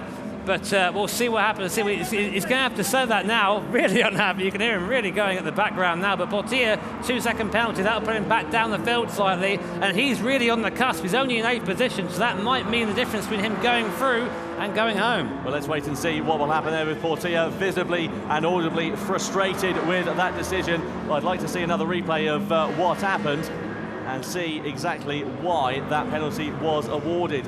Anyway, Sugawara there, 4th position, the green Lamborghini Countach at the moment, struggling in this race. I think it's fair to say Andrew Brooks, meanwhile, behind the wheel of that Corvette, is looking pretty good here, and Jonathan Wong ready to pick up the pieces if anything goes wrong between these two drivers. Now down into that final chicane we go, and Brooks has been closing. The gap has stayed at a bit of a constant over the last few corners or so, but surely it's only a matter of time because that Corvette is very, very fast in a straight line. We'll just have to see what Sugawara can do. It can be difficult to pass around here if you place your car in the right place, but of course being precise with these kind of cars isn't really how you drive them. All you do is you slide them into the corner and essentially wait for them to grip up again, then get back onto the power. Andrew Brooks now closing in on Sugawara. You see Jonathan Wong there giving a bit of a flash of the light, saying, "Look back at me, don't look in front of you," because right now it seems that these guys all have a chance to get through to the final, but only one is going to do so, the person who finishes in 4th. And right now, Andrew Brooks looking like he has his sights set on that.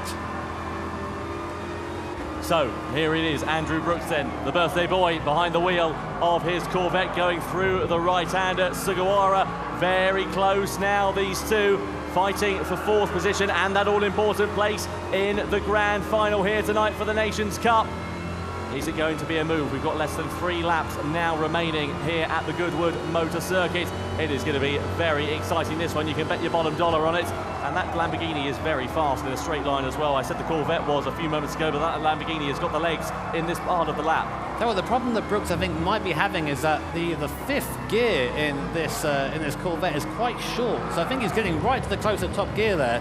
And these cars, these torquey V8s, don't like being really high revving, to be honest. So maybe losing out a little bit in the straight line, even with the toe. But here he is coming down the main straight once more, getting into the last couple of laps now. So Andrew Brooks really needs to think about where he's going to make this move, if he's even going to make it at all. Well, we need to see what will happen in this infield section, because that Corvette looks far more composed than the Lamborghini, I must say. A bit of a flash of the lights for Jonathan Wong there in 6th position. What he needs to do now, Andrew Brooks, is try and force Sugawara into a mistake, force him to run wide and give himself an opportunity to try and pound. He's really closing in this first sector. He leans very heavily on the brakes and on that left front-hand side suspension as they go through into the left-hander, and that is where we begin to see the Lamborghini stretch its legs and pull out a bit more of a gap. You can see on the left-hand side of the screen the two drivers and their different driving styles. Tetsuya Sugawara there, multiple stabs at the wheel, really not comfortable behind the wheel of that Lamborghini. Andrew Brooks, meanwhile, looks a little bit more at home behind the wheel of that Corvette as things stand. So that he's starting to push a little bit now, Tom. I think he knows where he is in the race and where he needs to be, and right now he isn't there. Sugawara then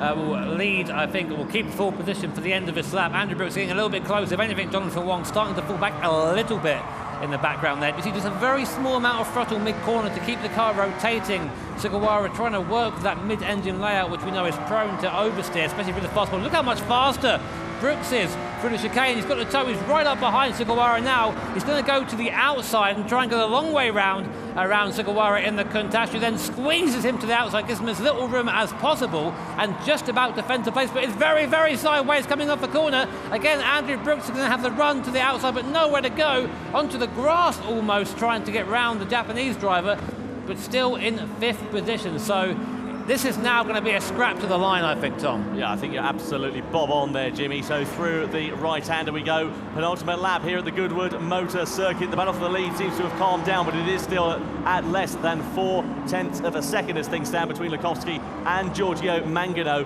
But this is a great battle for the final position in that grand final. As it stands, Brooks will be going through into the repechage. The first driver in that repechage is what he will be. Sugawara will be progressing through to the grand final here tonight. He's doing a really good job of defending, and that gap in front as well for that race lead is closing down to 0.2 of a second. Here comes Brooks though against Sugawara. They're nearly running side by side once again. They're going to come into a right-hander. They are side by side now, neck and neck between Sugawara and Andrew Brooks down into the right-hander. Sugawara still holds on. He's got the inside line, but he has to go tight. He runs it wide. He's really sideways now, and Brooks is up the inside. Sugawara's on the grass into the final chicane. This could be tears. They're still side by side. Oh, and Brooks is up, and Wong is through into fourth. Disaster for Andrew Brooks as he nearly loses position.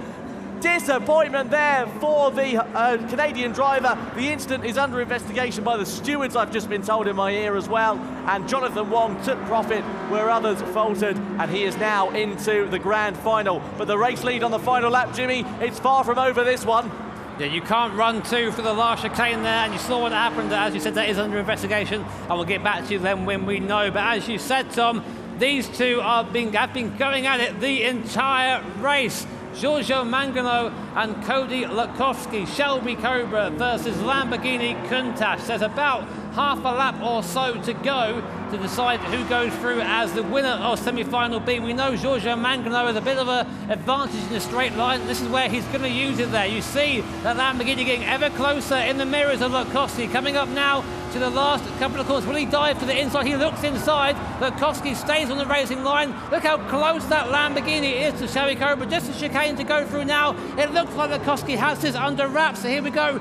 Through the chicane, Mangano can't do anything about it, and Cody Lukowski and the Shelby Cobra will take the victory here in semi-final B. So close between him and Giorgio Mangano. What a race there for the win. Great start between those two drivers. No contact at all from them on that last lap. Ryan DeRouche takes third position, and Jonathan Wong, against all the odds, claims the final position in the grand final from semi-final B. Tetsuya Sugawara will have to compete in the repechage race, as will Blajan, as will Brooks, as will Barder, Portilla and Simmons. Kim Long Lee and Rick Kevelham sadly will go no further here tonight. And I can tell you what, from the right-hand side of my screen, I can see a very frustrated, visibly frustrated Fabian Portilla. The Chilean driver felt he was treated unfairly following that incident, and he's going over to remonstrate with his compatriot at the moment. There is Jonathan Wong on the middle of your screen, and he is absolutely delighted with that.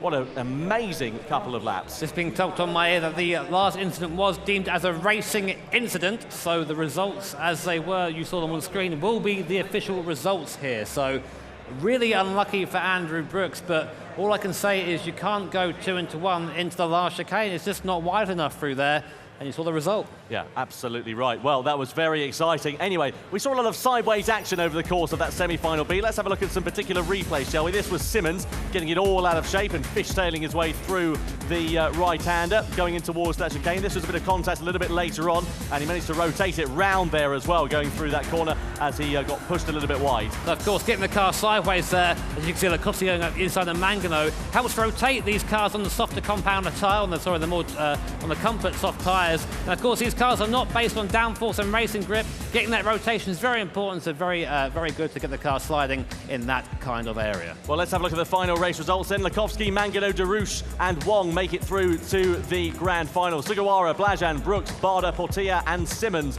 will have to compete in the repechage race. Rick Kevelham and Kim Long Lee sadly going no further here tonight in the Nations Cup at the Gran Turismo World Tour. But that was hugely exciting. Lots of great racing taking place over the course of that 13-lapper here, Jimmy. Lots of brilliant action, and Cody Lukowski, the well-deserved winner after that one. Definitely. I mean, he'll be very happy with that after, I think, maybe coming so close yesterday in the Manufacturer Series, which you should watch, by the way, on the Gran Turismo TV YouTube channel.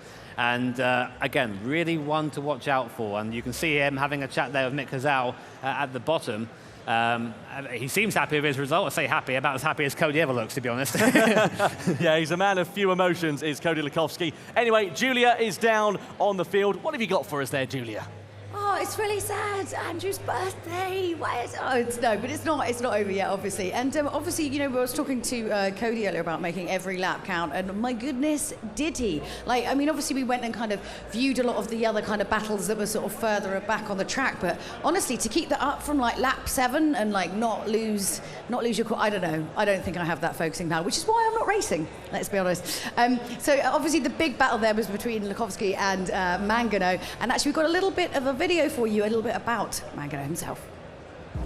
I'm Giorgio Mangano, I'm 21 years old and I'm from Sicily in Italy. After winning Nürburgring last year, Mangano takes the win, fantastic drive from him. Of course there is pressure because I'm the defending champion, but at the same time I feel calm, determined to do well. I think my performance in the last World Tours are a good performance, and I learned a lot in those events. The strategy will be to do a good qualifying, because if you start in front, you already did half of the race. The biggest competitors here in Nürburgring are of course the top drivers like Michael or Patrick, but I think it is also myself. When I sit there is of course to win. I'm quite excited because out of all the races that we do on the Gran Turismo World Championship, I have to say the Repechage is my favorite. Basically, it's kind of like, that's it. You just got to go hell for leather because this is your last chance to get in the final. Obviously, we've got our top 4 from semi-final A and our top 4 from semi-final B already going through to the final. It's all of those remainders from A and B, 5 to 10 positions, who now get their opportunity to get through to that final, the last 4 slots. There's everything to drive for now. So if you haven't witnessed one of our Repechage races before, you're in for a little treat, yes. So why don't we throw it back over to the desk now to Tom and Jimmy and get it underway. Thank you very much indeed there, Julia. You can see we are here at the Nürburgring 24-hour race, and this is some live race footage that we have for you, or some highlight race footage, I should say, from the Nürburgring 24-hour race as things got underway earlier on at 3:30 this afternoon. And boy, it's been pretty exciting there so far from what we've been able to see on the big screen behind us. Yeah, I had the great opportunity to watch the start up from the Sky Lounge earlier on, but here is the Repechage starting lineup, the race that we all look forward to here at the Gran Turismo commentary booth. Adam Saswillo will start first, with Sugawara second, Daniel Solis in third, Patrick Blajan in fourth. Towards the bottom of the field, Fabien Portier, who didn't have much of a good race last time up, will be in 10th, Boulevard 11th and Matt Simmons 12th. Someone to notice, Mick Hazal got it all to do in 7th place, and again a reminder, only the top 4 will go through. Very impressive stuff indeed, as you say there, Jimmy. It's going to be pretty exciting to see how these drivers will fare. Anyway, Mick Hazal, we know that he is a very competitive driver. We know he is a very fast driver, and we know that he can win races. But what about his winning rate? How well has he done in the Gran Turismo World Tour? Well, this is how well he's done. He's in 137 races. You can see he's won 64 of them, a 47% win rate. I think the thing is, 47% doesn't sound like much, but when you consider that he's won 64 races out of 137 against the competition here, these kind of guys, that kind of level of competition, that is insane. It is absolutely insane. It's mega, isn't it? Absolutely. So, anyway, the Red Bull Ring is the venue for our World Tour Repechage race in the Nations Cup. The guys are in Group B machines, but there's a bit of a twist for this Red Bull Ring circuit, which we'll come to in a couple of moments' time. Shall we have a bit of an overview of the circuit? I think we shall, shan't we? It's a really cool track, this one. Of course, was originally the Österreich Ring, then was since modified to become the A1 Ring, and since the Red Bull Ring. 10 corners in total, a very short lap, but you can see there on the right-hand side of your screen, wet conditions, racing, heavy wet tyres, Jimmy. That's right. This is the first ever race in a World Tour event that's going to be in the wet. So really looking forward to seeing how our drivers are going to handle it. I mean, they've had a bit of practice in qualifying earlier on. They got to drive the Group B cars, get an idea of how it felt out there, but now they're going to be doing it and vying for position. Well, in terms of qualifying as well, let's have a look at these qualifying conditions these drivers had to contend with, because you can see on your screen at the moment, these are the heavy wet conditions, by the way, at 10:45 a.m. at the circuit. It was the time that these drivers had to do. They were in these Group B cars, and this is what they were competing in. This is an inside cockpit view of these heavy wet conditions. You can see the rain streaking picking up the windscreen, the wipers going hell for leather, and it's very interesting to see how it goes. Let's have a look at the light rain conditions though here, Jimmy. A little bit different inside the cockpit here. A little bit easier, you can see a little bit lighter as well. You see the reflection of the sun on the water on the circuit. It looks very pretty if you ask me, but something we're not contending with, of course, in this is that there is going to be no spray. A bit of spray there being kicked up by our guys going around earlier on, but you imagine following someone and how difficult it will be to see. Imagine following 10 people, how difficult it will be to see. Well, quite. It's going to be a bit interesting, isn't it? A bit Michael Schumacher versus David Coulthard at Spa, perhaps. Let's not hope for that, shall we? In terms of that as well, I should state, by the way, in terms of the difference between heavy rain and light rain, there's no difference in terms of the physics. It's just a case of a visual difference between the two. Anyway, shall we get ready to get this repechage race underway? I think it's going to be pretty exciting.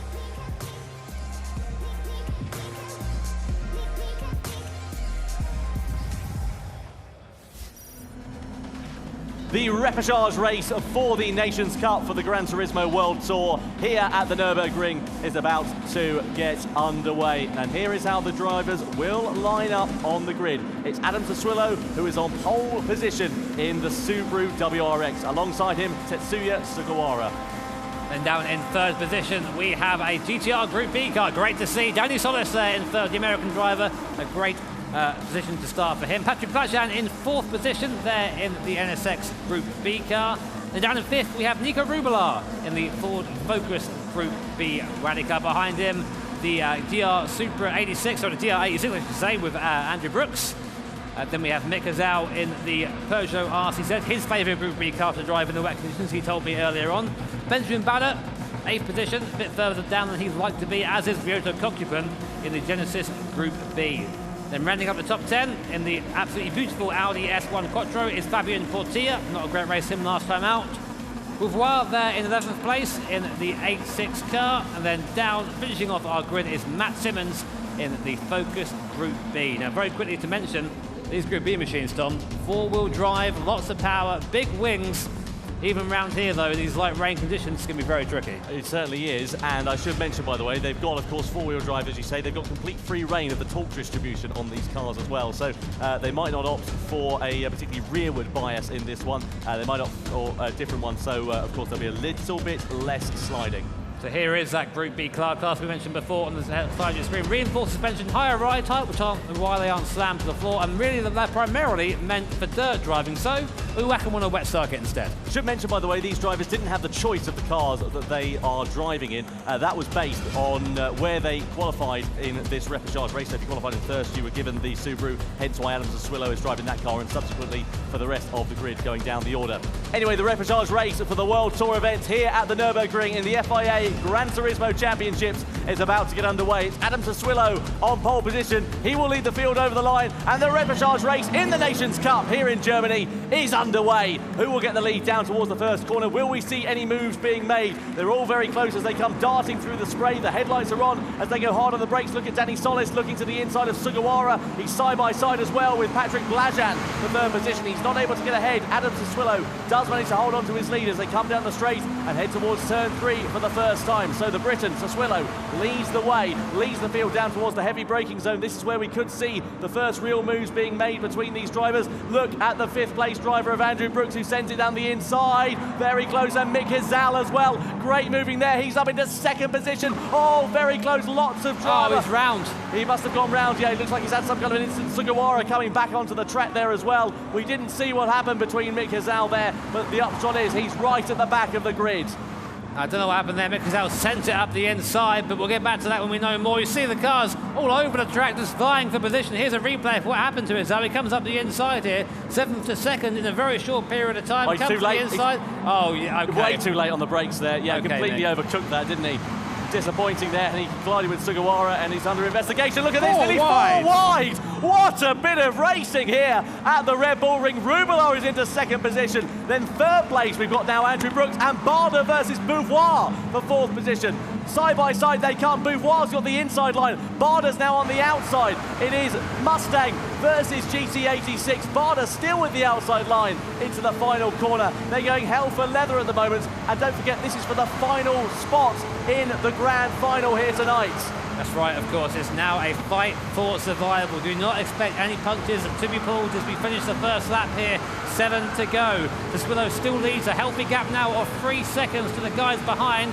Benjamin Bader there going a little bit wide at the last corner, and Patrick Blajan also picking up a penalty there, down in 7th position. And in the background, Sugawara and Bader side by side, and so they come back in, and Mick Hazal, I think quite rightly, is given a 3-second penalty. Disappointment there for Mikhail Hazal, home turf here at the Nürburgring. It bit off a little bit more than he could chew there. Meanwhile, Matt Simmons is making progress through the field. He started down in last place and is up into 9th position on lap number 2. Mick Hazal, meanwhile, has deposed Danny Solis, who Solis actually started really well there, and he's dropped down right to the back of the grid. Might have been as a result of the incident that we saw down at turn 3 earlier on. So this is where the penalty zone is there. You can see the 2 yellow markers on either side of your track, and that is where the drivers will have to serve them, and quite rightly they opt to go off of the racing line when they serve them. The upshot is that Matt Simmons is able to take advantage. He is now up into 7th position as we ride on board with Tetsuya Sugawara, who's got a face full of spray and a face full of Toyota. Very challenging conditions to drive in this. You're essentially just looking for the curbs instead of looking at the guy in front of you, of course. All you really see is a set of headlights and an idea of waiting to turn in. Sugawara there taking a couple of attempts to get the car turned into the corner. Boulevard and Brooks are side by side in front of 3rd and 4th position. Boulevard looks to the inside, pulls back into the city. Look at that! Brooks and Sugawara go wide there, just getting onto the spray a bit too enthusiastic on the way into the corner. That gives Boulevard a bit of breathing room, but now Brooks is on the cusp. He's in 4th position. Currently he would go through the race finish, but Sugawara looking very feisty behind. One man we haven't mentioned nearly at all in this race is that race leader who we just saw a glimpse of there, Adam Soswillo. He's been able to pull out a commanding advantage in these first 2 laps. He's 3.5 seconds ahead of the man in 2nd place of Nicolas Rubelar. Sugawara just running a little bit wide there out of the final corner. That can compromise his drive onto the start-finish straight. They run down in towards turn number 1. These Group B machines are not really that at home on tarmac, but when it's in wet conditions, it's a little bit more suited. You can see Benjamin Bader there in 6th position. He'll be hoping for a little bit more progress in the latter half of this race. We're really getting towards this halfway stage here in this Repechage race. Anybody's guess at the moment who is going to be going through into this grand final, given how closely knit the field is. Just in the top 5 are somewhat putting away in the background. Patrick Blajan looks to the inside of Matt Simmons, but Matt Simmons covers it on the inside and then forces the Hungarian to go around the long way off onto the curb there. Sugawara also scrapping with Benjamin Bader, and what this is allowing is the top 4 to pull away. So essentially these guys need to just sort themselves out and focus on catching the top 4. It doesn't matter who comes 5th, it matters who comes in the top 4. So maybe a bit of working together needed here, Tom? I'll tell you what, Jimmy, yeah, you're absolutely bob on there. A little bit of working together, a little bit of teamwork going on here. Even if it is every man for themselves, then they can squabble it out in the last couple of laps. The one thing that has caught my eye, aesthetically, brilliant way of this rain has been modelled in GT Sport. Look at the reflections you can see on the wet patches of the track, and it really does show how much effort the team at Polyphony Digital have been putting into this game, and great to see it being showcased here for the very first time in Gran Turismo Sport. Tell you what, every tweet I've ever seen put out by Gran Turismo has some guy saying, when's the wet weather coming? Well, here it is. You've got it now, all right? I wonder what you're going to be tweeting about next, but here is Andy Brooks, currently in the last qualifying position. Tell you what, though, Rubelar and Boulevard are quite close together at this point, so we might see these guys fighting the position. I think that Boulevard maybe fancies a chance at catching Soswillo. So coming down the main straight now, and let's see if Boulevard goes inside. He doesn't, so what he's going to try and do is get that toe and use it coming up to T2. We have 3 very long straights here at the Red Bull Ring, so the slipstream is very, very important. There is Nico Rubelar, our winner from last time out at Paris. You wouldn't think he'd be fighting for the last couple of spots in the Repechage, but that's how it goes sometimes. Benjamin Bader giving a penalty for a collision with another car. We didn't catch that on our camera, but that'll put paid to his result for this race. And right now it seems that Rubelar and Boulevard are happy where they are, 2nd and 3rd position. Andrew Brooks behind as well. And Sugawara starting to come back at the top 4 after a couple of sketchy laps before then. Well, very, very exciting racing going on between these drivers. Let's have a little bit of a replay there. This is Bader we're on board with in 6th position, into the back of Sugawara, right. Down at turn number 3, punts him wide, and yeah, well, there you go. Easy slam dunk penalty, I think, to say that. You don't want to make contact with another car. Here's Rubelar coming through the middle section now. Very tricky apex to hit this in the best of times, but when you're using a Group B rally car, which is really designed to go racing on dirt and has the wet tyres on right now, maybe a little bit more challenging. Now, as Tom mentioned at the start of the broadcast, our players have the opportunity to use... Oh, hello. I'll come back to that point a bit later on. Rubelar has a 0.5 per second penalty. So he's been cutting the course somewhere, running a little bit too wide. He's currently at the head of this pack, and he'll have to slow down coming out of T2, I think it is. That's going to be massive there for Rubelar. He's probably going to lose all these positions compared to the other guys. 0.5 doesn't sound like much, but when you're off the throttle for 0.5 per second compared to the competitors around you, you're pretty much standing still. So this could be massive for the Chilean. Certainly could do. Boulevard could be set to take advantage of this. Baptiste Boulevard, a brand new name in the Gran Turismo World Tour. 23 years of age he is. He's been playing Gran Turismo for just over 6 years, so quite a lot less time than some of our competitors here who have been playing it for nearly 20 years. And we asked him to tell him a bit of a fun fact about himself. He said he loves baguettes. So there you go. All right. Bit of an interesting one to do. Here is Boulevard, though, sending it down the inside of Rubelar, who's also got that slowdown penalty to contend with, so double below here for the Chilean driver. Boulevard is now up into second position as they run side by side out onto the straight, and the Frenchman is now ahead of the Chilean driver, and Andrew Brooks could be set to take advantage as he slows down, and indeed he does, so he's now up into third place is the Canadian driver. Guevara as well, having a look up the inside of Nico Rubelar, so from second down to fifth, almost. Rubelar's going to hold it around the outside, get on the power, use the four-wheel drive and slide it around there, the Mitsubishi. He's still side by side. The next corner is a left-hander, that'll be good for Nico Rubelar. It is, I think maybe, it looks like Sugawara is trying to go all the way around the outside, trying to slide it there, but very slow. Is he going to keep it there? Maybe he will. They're still side by side, all the way through his middle sector. And there's a bit of contact between the two. The Japanese driver forced out wide. Rubelar still squeezing the Japanese driver to the outside of the track, which then becomes the inside. And Sugawara finally takes the position. That was a great series of corners. Great driving there from Tatsuya Sugawara, met by a round of applause from the audience here at the World Tour event. And Sugawara, of course, last year finished 5th in the World Tour event for the Manufacturers Series for Team Porsche. We look at him on the left-hand side of your screen. Nicolas Rubelar, of course, qualified for the World Tour, World Final, I should say, rather, in 2019. Last time out in Paris, riding on board with Sugawara, who's now having to try and defend from Nicolas Rubelar. This is very impressive stuff. I was going to say in the background, Simmons there had caught up quite a lot, but then picked up a 0.5 per second penalty, so it looked like he was coming into contention. And then that 0.5 second of a penalty is probably going to put him back out of contention again. But the big story is Nico Rubelar. He was a comfortable second position, had the mistake, got the penalty, and is now outside of the top four, which means if he doesn't manage to rectify that, he will be out of the competition. Our winner from last time out of Paris is on the cusp. Speaking of out of something, out of the track limits there was Patrick Blajad. He took the scenic route around turn number 3, drops down to 11th position as a result of that. He would have probably needed a bit of a ticket to get back in from there. He was out so wide. Here comes Rubelar. That's a late lunge. That's a very late lunge. And it's contact between himself and Andrew Brooks. That was biting off way more than he could chew. Nicolas Rubelar, head in his hands, and rightly so as well. There's surely going to be a penalty that results from that. Oh dear, disappointment there for Nicolas Rubelar, and it has ruined Andrew Brooks' race, but somehow he's managed to recover into 5th place. But the upshot is that Matt Simmons has profited from that, Jimmy, and he is now into the grand final here tonight. Andrew Brooks cannot catch a break, it seems, at the moment, and again the Canadian driver who was comfortably through is now fighting for survival. He's currently outside that magical top 4 and is being harried by Kokiban Bada and Portier there.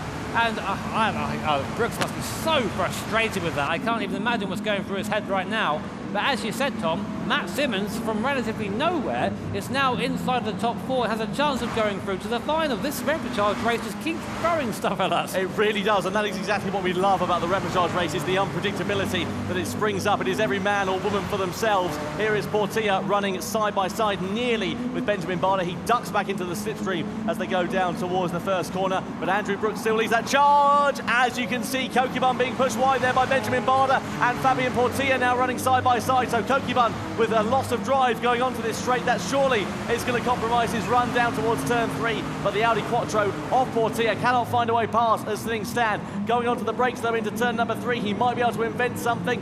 Not quite. A spit of flame from the Audi Quattro's exhaust, but Kokiban's wide and Portier's up the inside, and he's in to 6th position with Bada looking to try and take profit as well. It's all a little bit pointless really for scrapping this position. They need to be trying to get up into the top 4 there. I understand what they're trying to do.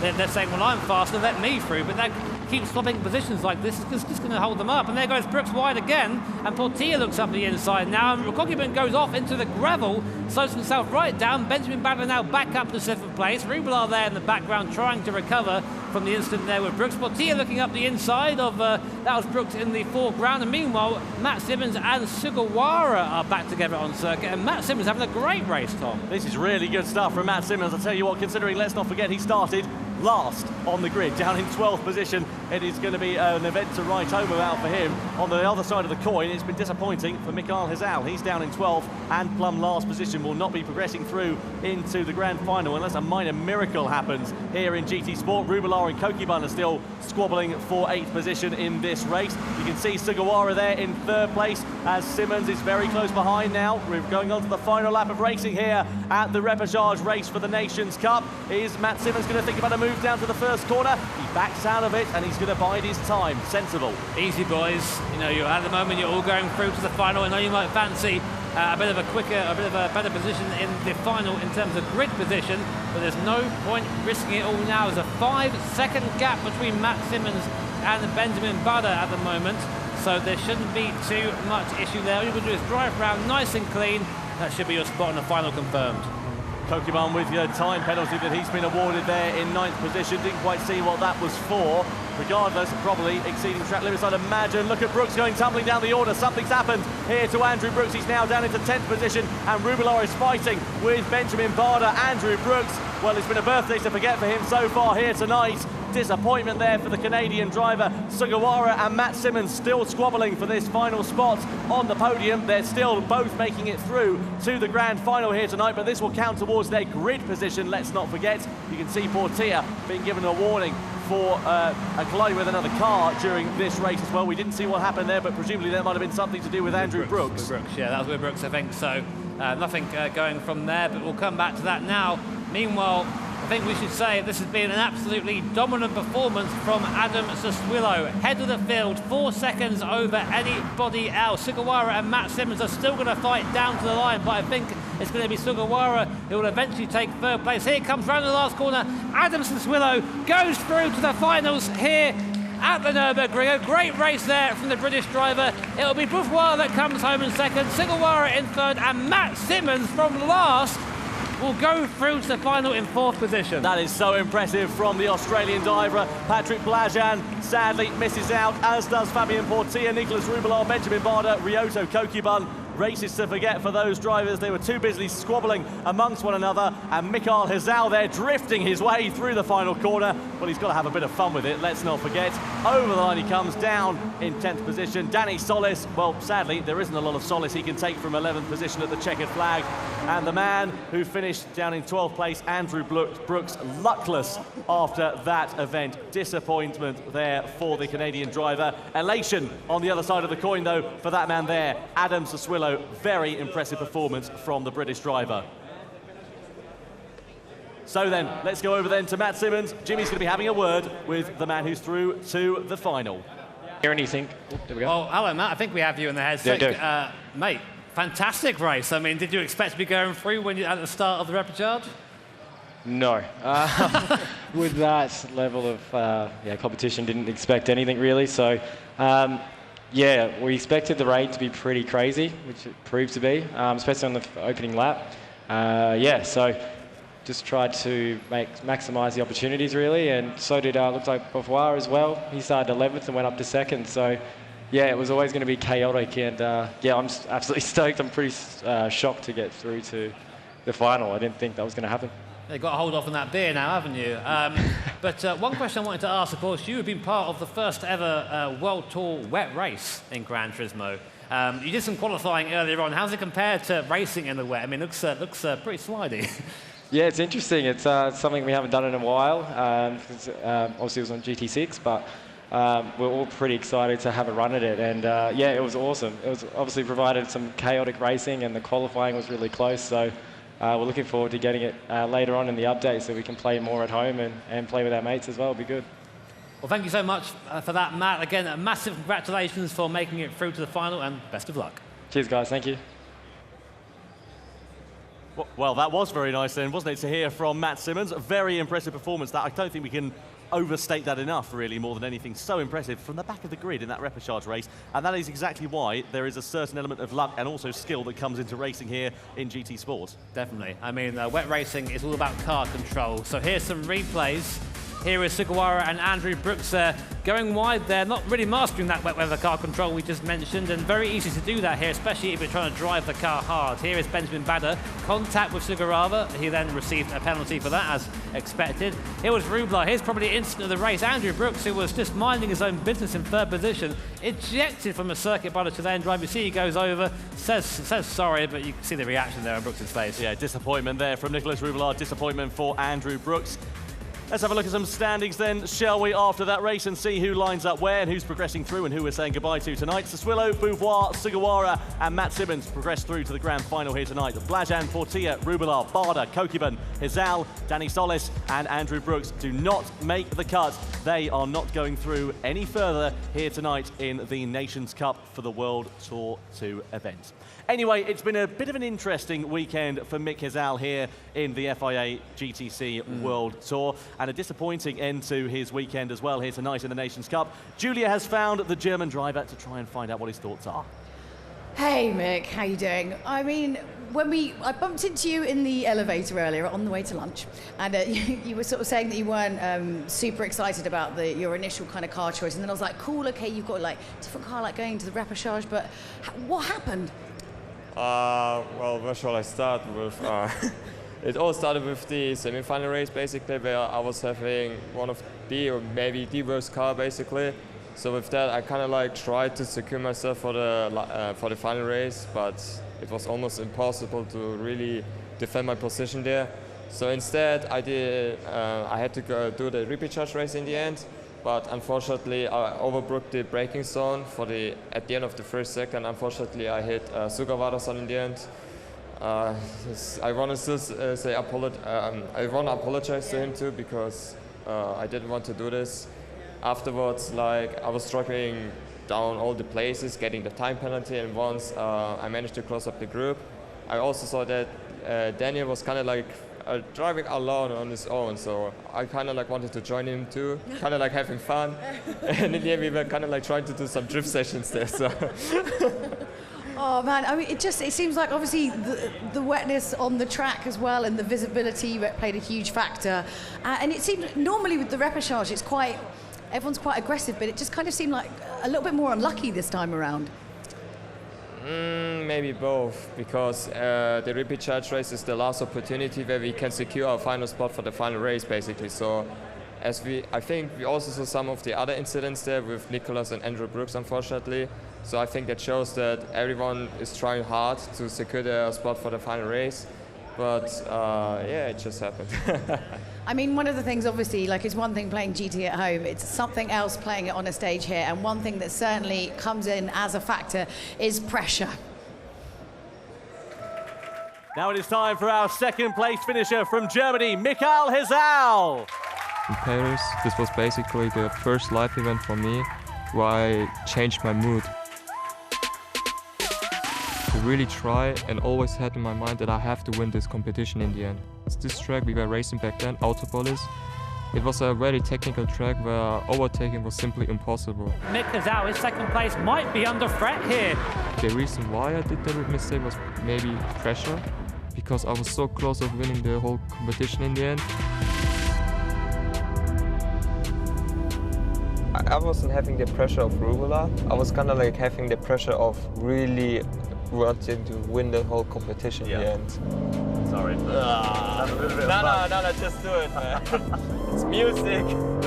Last year's live events, I've always had the mood just to go and approach those races in a relaxed mood, basically just trying to have fun, enjoy the whole experience, enjoy the whole trip with your friends. Yeah, let's slow that down a bit. Just a little bit. Yeah. It's a cool feeling here to get a little bit of support here, as some of my friends actually coming here to visit and watch the race. I don't really feel any pressure at all. Pressure's always there. I don't care what anyone says when they say, oh, I'm not feeling it, I'm feeling great. It's always going to be there. I kind of try to find my zone and not necessarily be conscious of the fact that I'm surrounded by all of these cameras and whatnot. I just want to try to approach the final race like I always do when I'm racing at home. All the other competitors, we all want to finish on the first place in the end. I don't want to finish on second place again because I've been finishing on second place 3 times in a row, so it's kind of like getting on my nerves a little bit. It's like a meme, if you know what I mean. Like that everybody's saying, yeah, Mika, just try not to finish in second place again. Always puts me a smile on my face. So yeah, it's always funny to see that.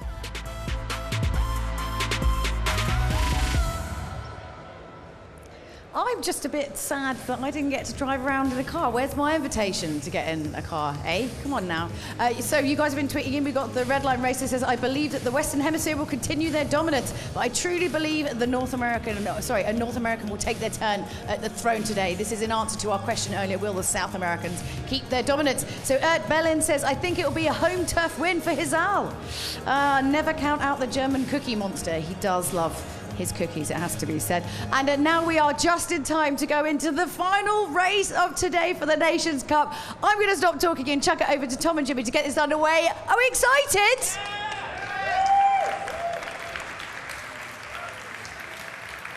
I think we are pretty excited, aren't we, Jimmy? Yeah, absolutely right. Sadly, it's not going to be a home turf win here for Mikael Hizal tonight. It's been, well, a disappointing evening, I think it's fair to say. No, I couldn't help but laugh. We said, I don't want to finish second anymore. I was like, well, you didn't this time, mate, I'm afraid to say. But that's the run of the draw around here. Of course, you're around incredibly talented people, so anything can happen most of the time, and as we always say, it usually does. Yeah, absolutely. Well, we've got 12 drivers then here for the final race. Here are the drivers list. Rather, we've got Igor Fraga, Cody Lukowski, Koke Lopez, Giorgio Mangano, Manuel Rodriguez, Ryan DeRouche, Marcus Collinan, Jonathan Wong, Adam Sassuillo, Baptiste Beauvoir, Tetsuya Sugawara, and Matt Simmons. They are the 12 drivers who are going to be lining up on the grid in this, the grand final for the Nations Cup here at World Tour 2 in the Nürburgring.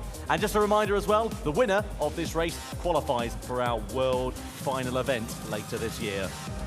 Yeah, so let's have a look at that. Oh, sorry, Tom. Sorry, I've come in front of you there, Jimmy. Let's have a look at the circuit, shall we, that we're going to be competing on. It is this one, the Sardinia Road Course, the A layout, the second time that we have seen this tonight here, Jimmy. Why don't you have a little look and talk us through it?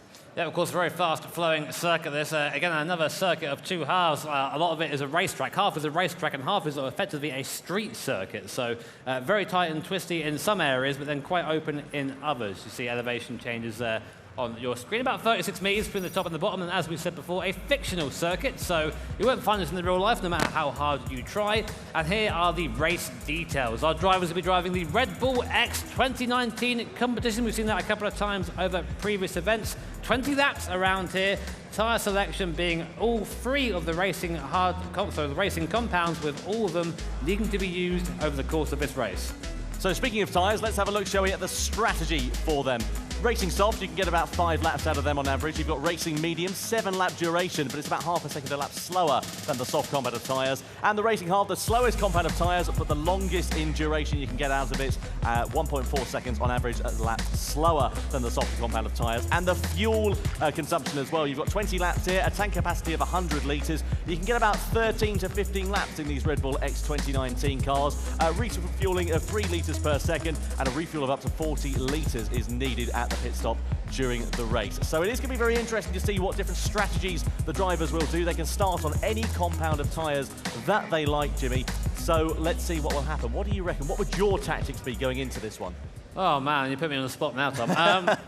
It's my job. It depends where you are. I think if you're at the front of the grid, you want to be on the soft tyre, get the gap as quick as you can. Because if you're using a soft tyre and you're kind of mixed in fighting for position, you're going to end up using that soft tyre and they're not really getting anything from it. You're going to be stuck behind someone else, maybe in a hard or a medium compound. So it's all about using the tyre at the opportune moment. But we've seen in previous races, people try and get off the hard tyre as quick as they can because it's the slowest compound of tyres. So I don't know, it's going to be tricky. It's basically, that's going to be half of the battle here, is getting that decision right. Well, let's see what will happen then, shall we? It's going to be very exciting, this one, the grand final for the Nations Cup. Red Bull X 2019 machines, to just remind you as well. And this is a car, of course, well, it's been in Gran Turismo in one form or another since GT5 back in 2010. But, of course, it's been updated progressively over the course of the years. The Red Bull X 2019 being the latest variant of that. V12 engine in it now, a lot less downforce than it had originally, and a tricky car to drive on the limit. Yes, definitely, and Carl, I very much enjoy driving. Our commentators there on screen. We had a bit of social stuff here from Matt Simmons, of course, the last driver to sneak in to the final, down in 12th position. Here it is on screen, a bit of a quote, I should say. Because if only I can get my qualifying right, then I'll have a lot more confidence going into the race. So, funnily enough, his qualifying wasn't actually that good this time around, but I think he's now more focusing on that race. He's starting at the back of the grid. So it's got it all to do in race. Well, to be fair, though, he started at the back of the grid in the Repechage, and look what happened. So fair enough. Anything can happen in motor racing, and it usually does. And this grand final is going to be very, very exciting. A new track, new challenges, and of course, the winner will be progressing through to that world final in November as well. So we've already had Nicolas Rubelar. He has been confirmed. We know he's going through. We won't see him here tonight because, of course, he is out of the competition in the Nations Cup. So we are going to have somebody new going through. If you had to put your money on somebody, if you're a betting man, Jimmy, who would you put it on? Well, I have a massive gambling addiction, Tom. So I mean, it's hard to put your money past Igor Fraga, very fast guy, of course. But I'm going to say with the outside bet, I say outside bet, something's actually maybe even as likely to go through is Cody Lutkowski. He's been so strong this weekend. Really has, and shown that he can really mix it with pretty much anyone. Very aggressive driver, though. I've heard that. Some of the drivers are like, yeah, I've got to watch out when he's in my mirrors, because sometimes I get a little bit scared seeing him come up behind me. Here is Igor Fraga on screen right now. Yeah, Igor Fraga, as you say there, Jimmy, he'll be hoping for a very strong result. It all went wrong for him, though, last time out in Paris. Let's have a look and see about that incident which cost him potential victory in the Nations Cup final. Fraga, our Nations Cup champion, is about to lead us away for 7 laps here at the Fuji for semi-final B, and away they go! Igor Fraga, of course, predictably leading the field down to T1. Down the background, I can see that's Portier going very aggressive in the background. He's up the fence. Oh, no! Oh, no! Off he goes, fired off onto the corner there. I think he must have lost it on entry, Tom, but that is his race done and dusted straight away. Meanwhile, Koke Lopez all over the back of Jonathan Wong like a bad rash. He's through the left-hander. They're picking up speed now. Now, here's a replay of what happened to Portier. He gets on the... Oh, he just gets onto the grass. There's no way he can slow down. And I'm sorry, Portier, but that's not the way the track goes, mate. You can see his heart there beating. He's down the inside of Dan Holland into the next right-hander, though. There's a bit of contact, bit of door handle bashing as they come onto that start-finish straight.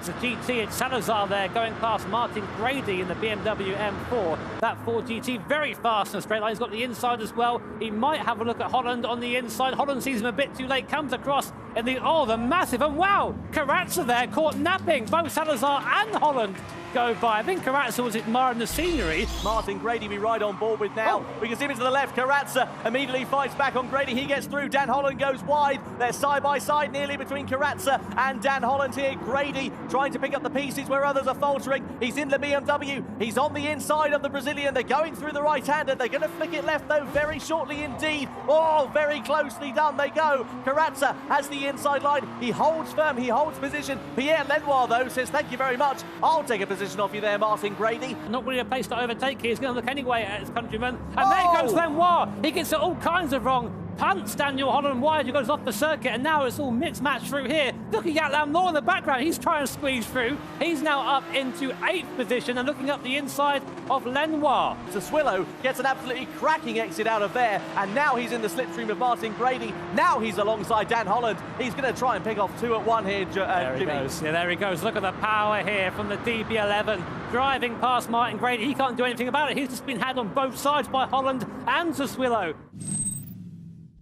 The thing is, they're all doing this, they're all fighting. They're fighting to survive. A big reminder as Holland gets it wrong, goes into the back of Lenoir. Payback from the lap before, I think. But guess what? They both suffer. And now Dan Holland finds himself outside of the top 10, which means he is going home. Into the pits comes Koke Lopez, Mangalo and Salazar. And Lopez gets it wrong.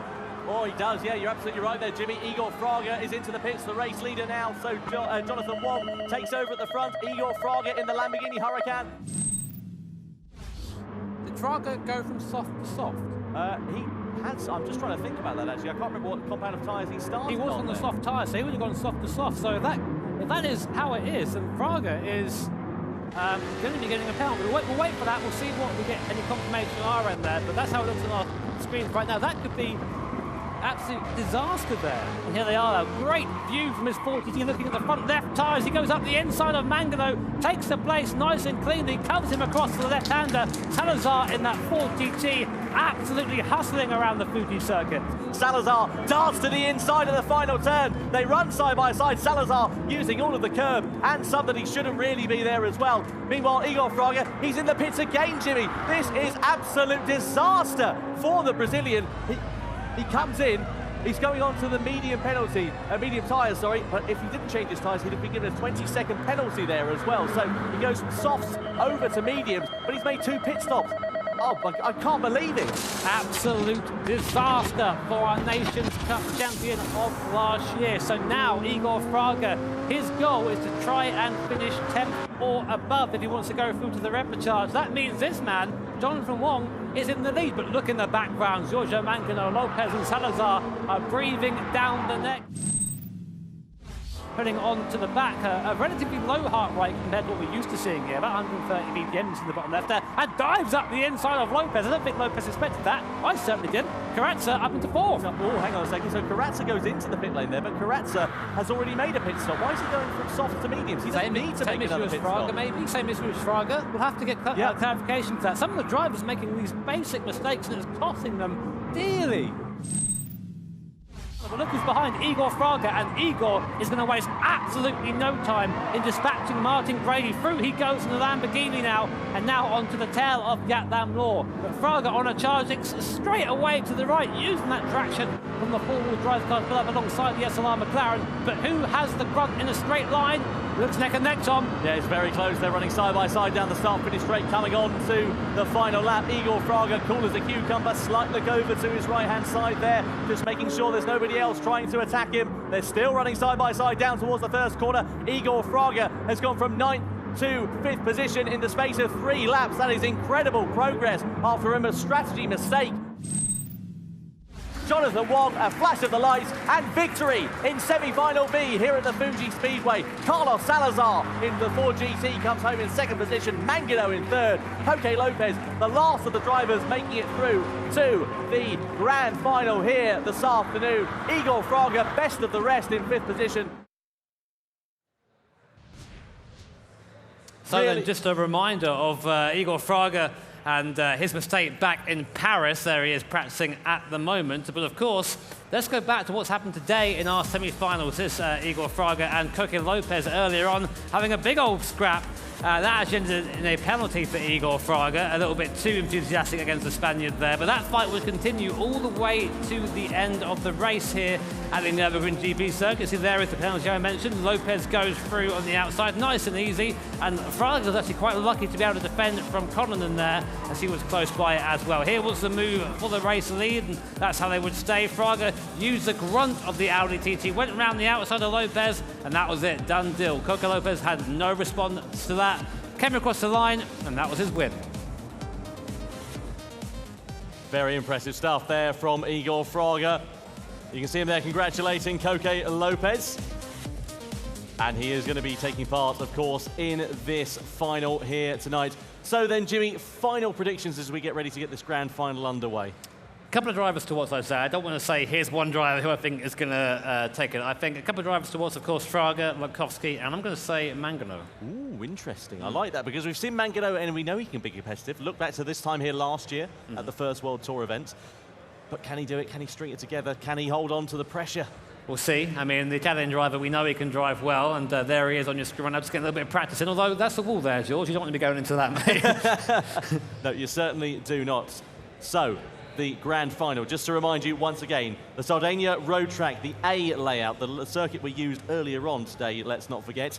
And it's an Red Bull X2019 competition car. The drivers are going to be competing in exactly the same, identical machinery. And of course, they've got 3 compounds of tyres, racing hard, soft and medium, and they must use each compound of tyre during this race. Also a fuel stop as well. They won't be able to go the full length of the race on 1 tank of fuel. So although getting it done on track is very important, having the strategy is equally as important. We've seen that in many races previously. Certainly have, and it is going to be a very unpredictable one, this one.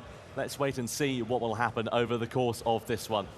In the meantime, though, whilst we're just getting ready to get this final underway, Jonathan Wong as well, we've seen him come good, actually, over the last couple of hours or so, really. He's done a really impressive performance here in this Nations Cup. I say a bit like old Coque Lopez. He's a driver that is just always there. You know, he's always in the mix, but never really at the sharp end. But again, this is as good a chance as any. So here's a quote here from Jonathan Wong. He says, "I need to push it to the limit of being under control," which I think is just a mantra of getting the most out of the car as possible. You're going to find a lot of drivers need to really push as hard as possible to actually stay on track and stay at speed. Otherwise, one moment of lapse of concentration, off you go.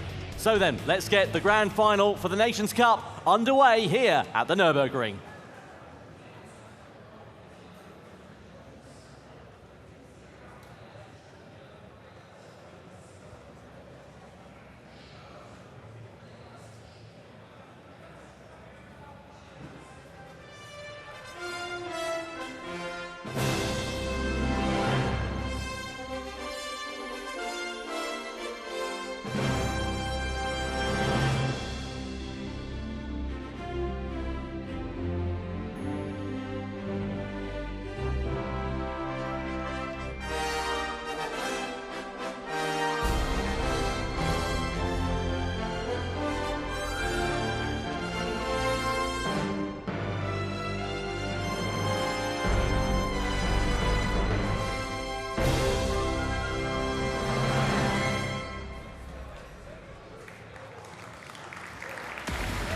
It's the 2019 FIA Certified Gran Turismo Championships Nations Cup Grand Final. We're at the Nürburgring and the Grand Final race takes place on the Sardinia Road Track A layout. Igor Fraga, the reigning champion, starts on pole position.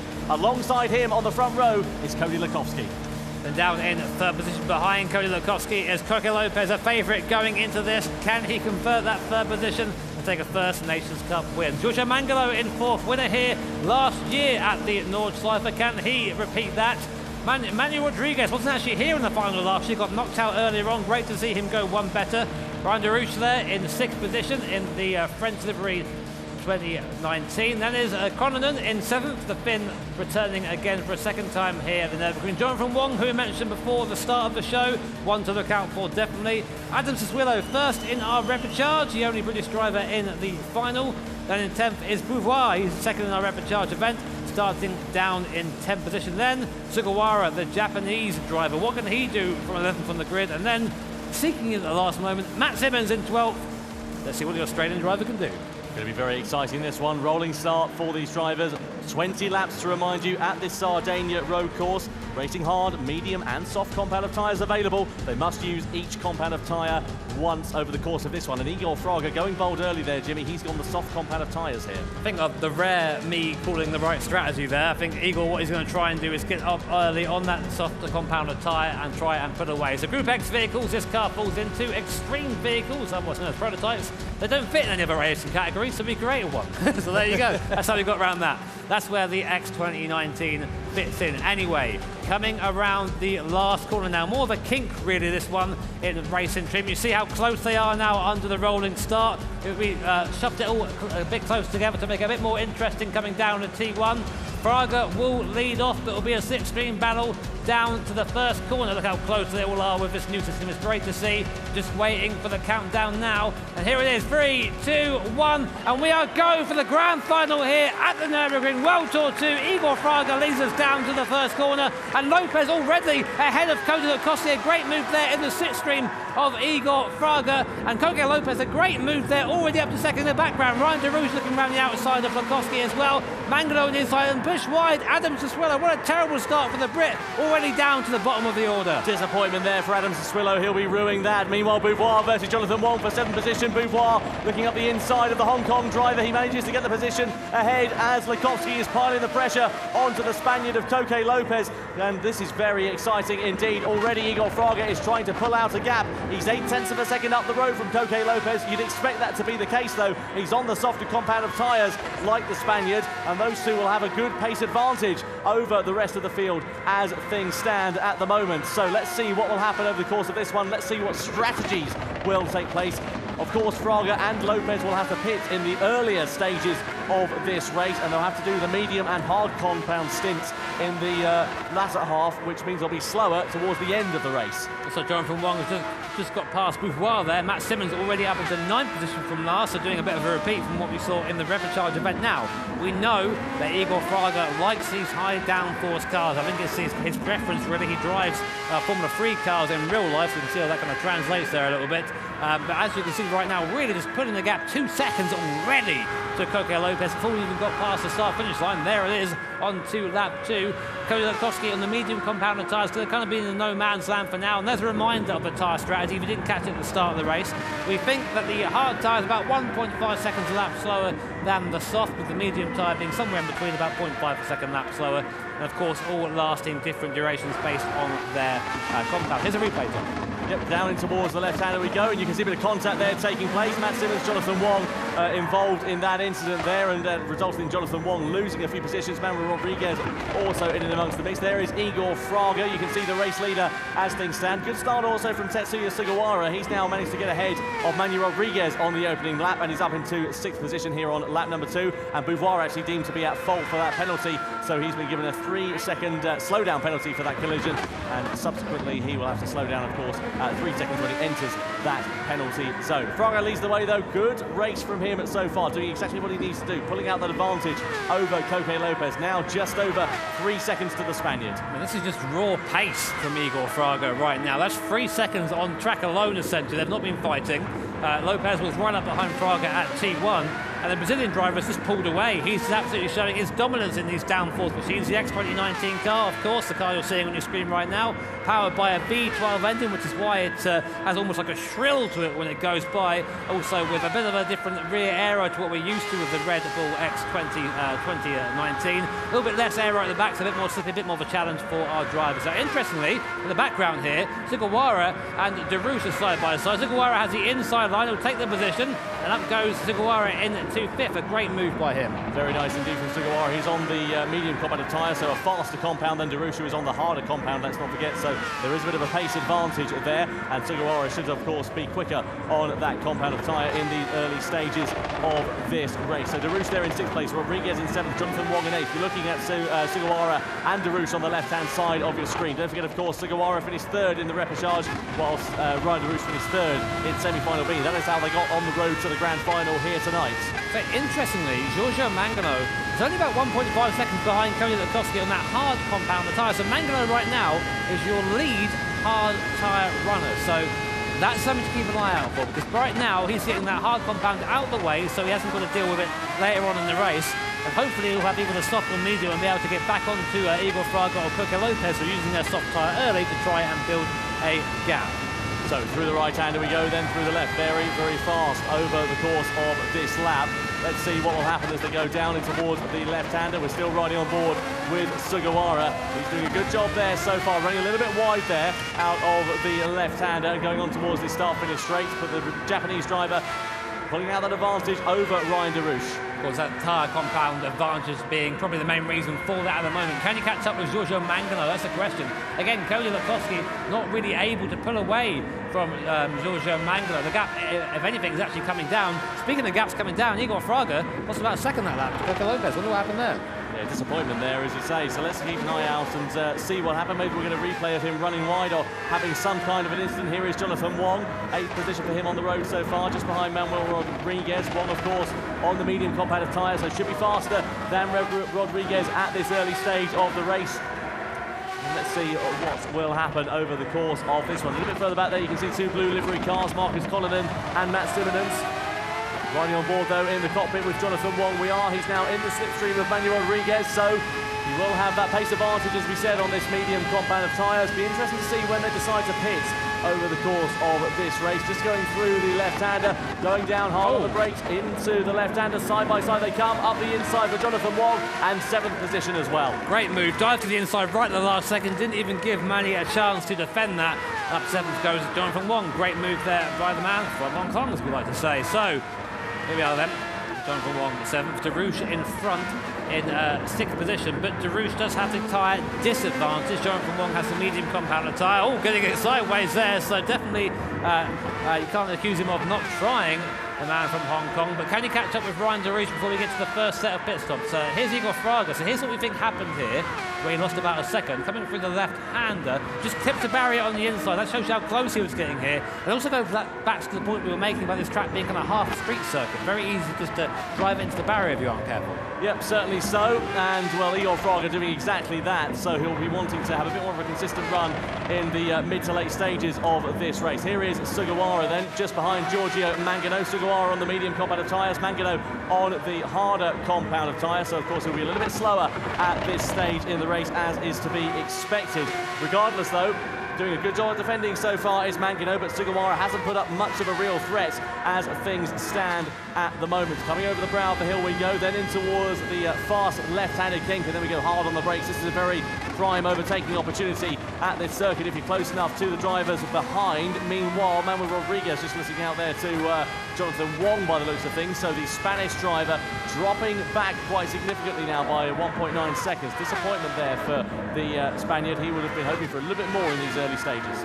Yeah, of course, also just Willow down in the last place. He was muscled off the course at the first corner and lost about 4 or 5 seconds just from that alone, and is now trying to make that back up again. But really, you can't afford to lose that kind of time with this level of competition. Now, the gap between Igor Fraga and Coco Lopez at the front of the field has kind of stabilised about 1.5 seconds now, so there is a bit of a result or a comeback there for Coco Lopez. Here's Sugawara and Mangano in the slipstream. Wow, that's from a long way back. Sugawara goes up the inside of Mangano, past him like he's standing still, using that tyre advantage to his best bet there, and through he goes up into 4th position. Great move there. Ryan DeRouche now in the pit lane, the first driver to make a pit stop in this race. He's now going on from the harder compound to the softer compound of tyres, so he'll get a very short stint out of that one, then be on the hard compound right at the, or the medium compound I should say rather, right at the very end of this race. So let's see whether that strategy is going to be something that will pay off for the Frenchman, who emerges out onto the track now behind his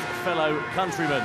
You can see Tetsuya Sugawara, Giorgio Mangano on the left-hand side of your screen. Sugawara doing a really good job as he comes under the bridge, down in towards the left-hander, which follows, and that medium compound of tyre seems to be working quite well. It's a bit of a happy medium, if you'll pardon the expression, and it allows the drivers to have a good amount of pace, but also have a good amount of tyre life there as well. This man here, though, Igor Fraga, still keeping a consistent pace over the course of this one. He set personal best first and second sectors, so that softer compound of tyre still performing pretty well. I think what it's going to be for these guys at the front is how long can they make that soft compound of tyre last. It's almost a little bit opposite from what you expect when you watch these races, because the guys will go further on the soft compound of tyre than they will on the hard compound, just because the hard is that much slower.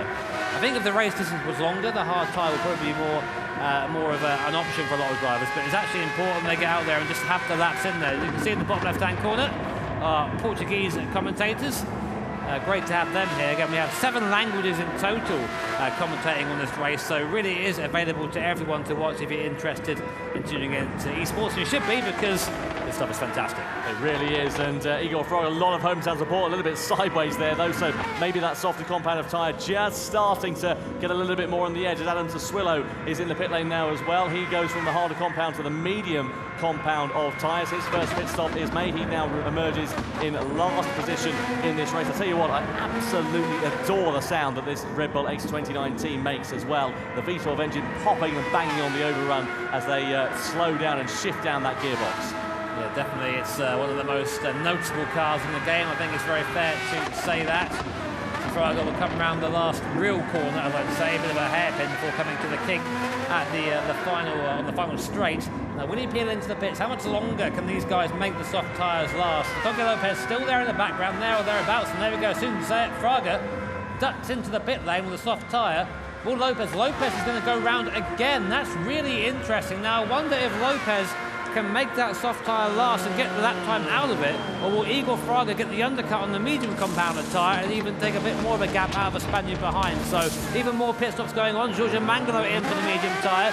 Sugawara opting to go for the soft compounded tyre, so pit stops coming thick and fast now. Simmons and Rodriguez also in the pit lane there, changing from the medium and hard to hard and the hard to medium respectively. Beauvoir in the pit lane, so lots of drivers following the same tact as Igor Fraga there as they shift over. Fraga emerges on that medium compound, so as you said, Jimmy, he'll be on the harder compound of tyres at the end of this race. Now, I wonder what Lopez is going to be doing here. Will he go from the soft to the mediums like Fraga? Will he go from the soft to the harder compound of tyre and be on the quicker compound at the end of the race? So lose a bit in the mid stages, and then in the latter stages, be on the faster compound of tyres, whilst Fraga is going to have to struggle round. Well, only he knows that right now, so we'll have to wait and see what he does at the moment. But what I do know is that this lap is crucial for Coco Lopez. He needs to be as quick as he can on these soft tyres. They'll be very worn at this point, so the car won't be responding the way it did at the start of the stint, and he'll have to adapt to that as we go on. Coming round the last hairpin now, and now the run down to the start-finish line continues. So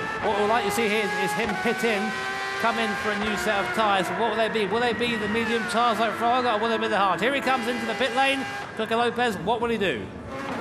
Into the pit box he comes, as you say, Jimmy's on the soft. He goes to the medium compound. He follows exactly the same tactics as the former race leader. This man here, Igor Fraga, Lukovsky, also in the pits, but he goes from the medium to the harder compound. So he's going to be on the softs at the end of this race. Now that is going to be a very interesting strategy because he'll be arguably one of the fastest men on the circuit. Lopez emerges and Fraga goes straight back past. So it wasn't quite a good enough outlap, or that continuous lap rather. It was a great outlap for Igor Fraga on the other side of the coin, and he emerges in the lead of the race. Can't help but wonder who the Spanish guys are rooting for. I'm not sure they're being subtle with, with the old Spanish flag around the neck. Lukovsky comes out the pit lane, and Sugawara on that soft compound tyre absolutely charging, takes Lukovsky there, and up to third goes the Japanese driver. We didn't really expect to see that when he came up the pit lane.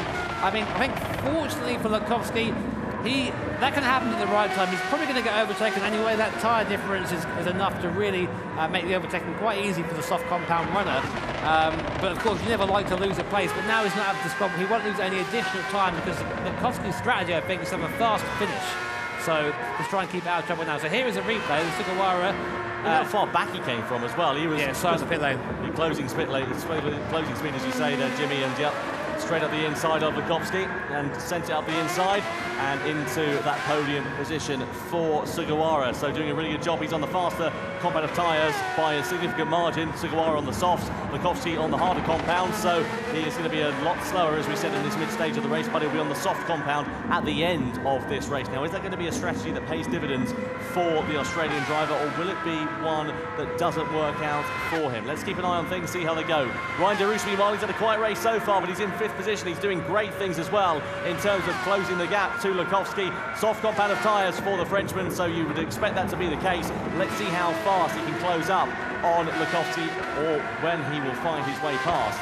It's going to be interesting. We're now at the halfway stage in this race. Igor Fraga still leads the way. 2.1 seconds he is now ahead of Koke Lopez. Both drivers on similar strategies. Lopez, though, his tyres are going to be a lap younger than Igor Fraga, so both will be on the hard compound of tyres at the very end of this race. A little bit wide there for Koke Lopez as well, just making a slight error as he came out of that right-hander. There'll be a couple of attempts gone for the Spaniards. He'll be upset with that, but it's no big deal. She'll be able to put it back in easy enough. Of course, now these guys are going to have to go essentially as long as they can now on this medium compound tyre. No one really wants to be on that hard compound tyre, but they have to use it. It's in the rules. You have to use all 3 tyre compounds.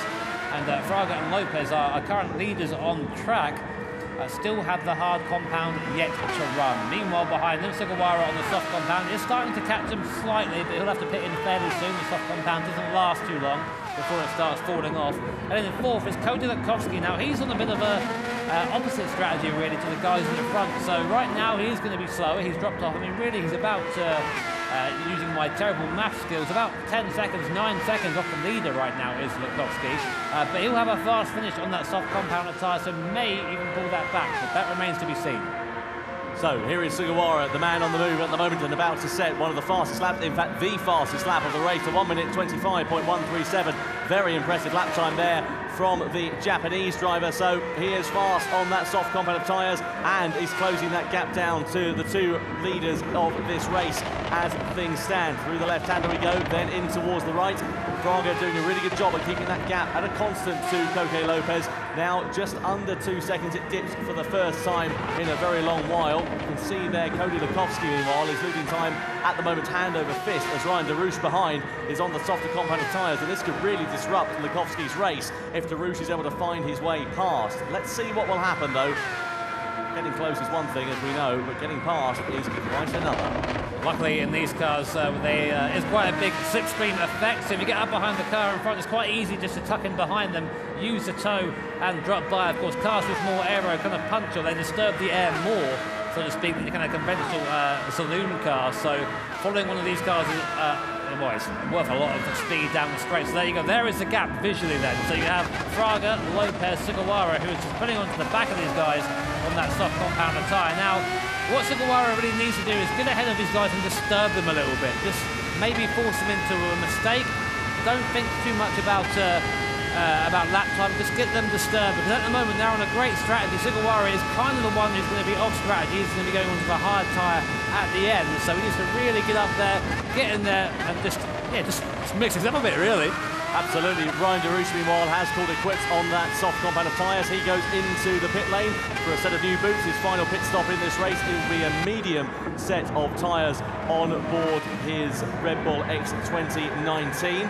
Here, though, are your three leaders in shot for the first time of our team. There are the Japanese commentators, Yamada-san on the left, Nakajima-san on the right-hand side. They'll be rooting for Tetsuya Sugawara to do a good job and try and disrupt these two race leaders. The Spanish commentators there, I wonder who they're rooting for. You can see the Spanish flag around their neck, and the German commentators here of Mikkel and Florian, who are very, very excited to be here. Shame that their nation is not being represented in this Nations Cup final, with the disappointment for Mikhail Hazal. Igor Fraga holding on to that race lead. It's come down over the last couple of laps, now down by 0.3 of a second to 1.7 seconds is the gap between himself and Koke Lopez, who seems to have found a little bit more speed, but the man who's on the charge, Tetsuya Sugawara, could be ready to upset the apple cart here, and if he can get himself ahead, if he can force them into a mistake, he'll not only be ahead on the road, but he could be in a very good contention here to challenge for this race victory. So watch the Sugawara now will have a little bit of a toe coming down the main straight. Will he be staying out on that soft compound of tyre? He is for now, yes. So watch that gap come down on the left-hand side of your screen, down by 0.3 of a second, nearly 0.4 of a second coming down the T1, nearly touching 300 kilometers an hour, and then machine gunning back down through the gears. They have to be so quick on the downshift in this thing. It accelerates almost as quickly as it decelerates. And now on board with Tatsuya Sugawara, both in the game and on the left-hand side of your screen, taking a couple of bites at the turn into the corner, but otherwise looking very calm and collected. So they have to also be careful when following someone in front, because although you do get a little bit of a toe coming down the straight, which of course benefits your straight line speed, you also end up getting a little bit disturbed through the faster corners using the dirty air. So it's a bit of a double-edged sword getting close to the guy in front, but again coming down the straight, gaining time, down to half a second, not quite close enough to make a move right now, but it's all about setting up for the last part of the lap. In towards that left-hander and into that final part of the lap we will be coming towards now. So let's see whether Sugawara can make a move. It will surely be at the start of the next lap. And let's think about when Lopez and Fraga are going to be pitting once again. They're on that medium compound. They're going to have to change over to the hards before too long, and they're going to be slow, don't forget, on this last part of the race. Into the left-hander we go, onto the straight we come for the 13th time of asking out of 20 here in the grand final for the Nations Cup.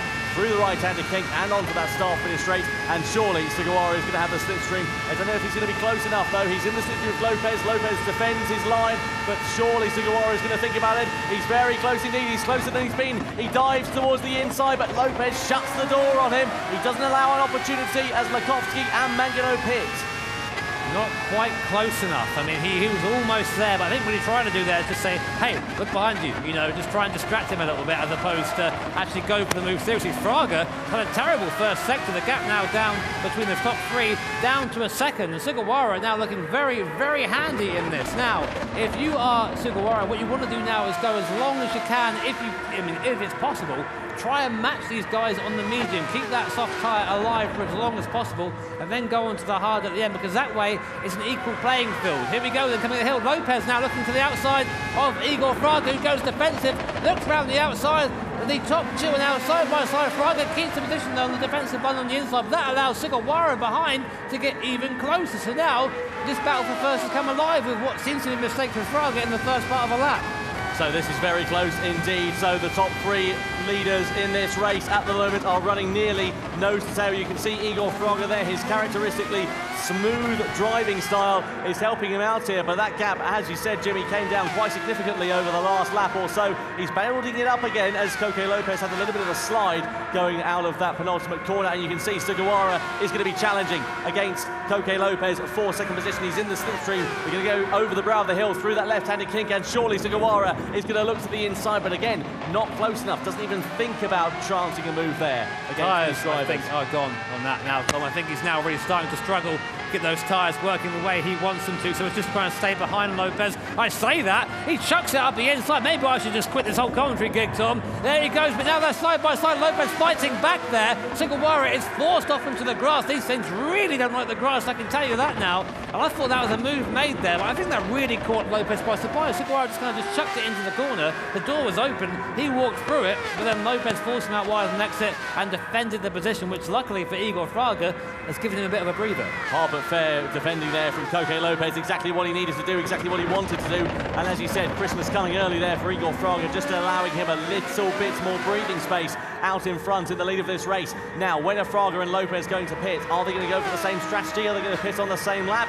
Or is it going to be a little bit different from either of them? Will they pit on separate laps like we saw last time? Will Lopez be the first driver to blink? My guess is that the hard tyre is so slow that Lopez will use that one lap advantage he had on the fresher tyre and maybe try and make it go further. Though doing stuff like that, getting the car sideways, is not going to help conserve your tyres. Let's see what happens. So Fraga there comes in, he's going to dive into the pit lane for a set of new hard tyres. So there goes Fraga. Lopez goes for the extra lap. Sugawara comes in, so he's going to try and match Fraga. That's really interesting. So what might happen here, this is definitely a possibility, if the medium tyres for Lopez are just gone at this point, we might see Fraga and Sugawara go past on the undercut. This is going to be very exciting indeed. Sugawara has to take on fuel though, so his stop is going to be longer than Fraga's, so it's going to be a bit of an interesting one, that, because he will come out with more of a gap to make up to the Brazilian. Swillo also in the pit lane there as well. He makes his final stop and goes from the medium to the softer compound of tyres.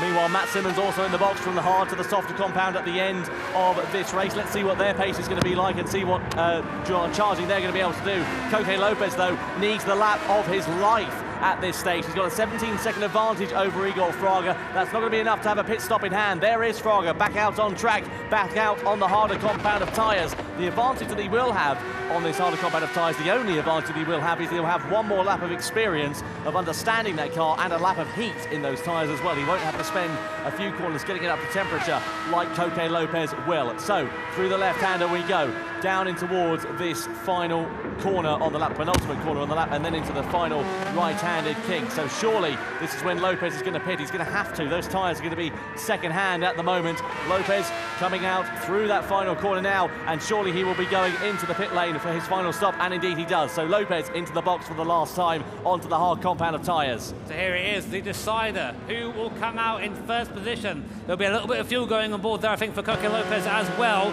So what is this pit stop going to bring to this race? Igor Fraga out, Cody Lukowski on the soft compounder tyre. He's charging as well. Out comes Lopez. Will Fraga retain the lead? Look to the left of your screen. Lopez is out ahead of Fraga. That was a bad outlap for Igor Fraga. And in the background, here comes the Brazilian now, but Koke Lopez inherits the lead. And now it's a 3-lap sprint to the line. Look at the background though, Tom.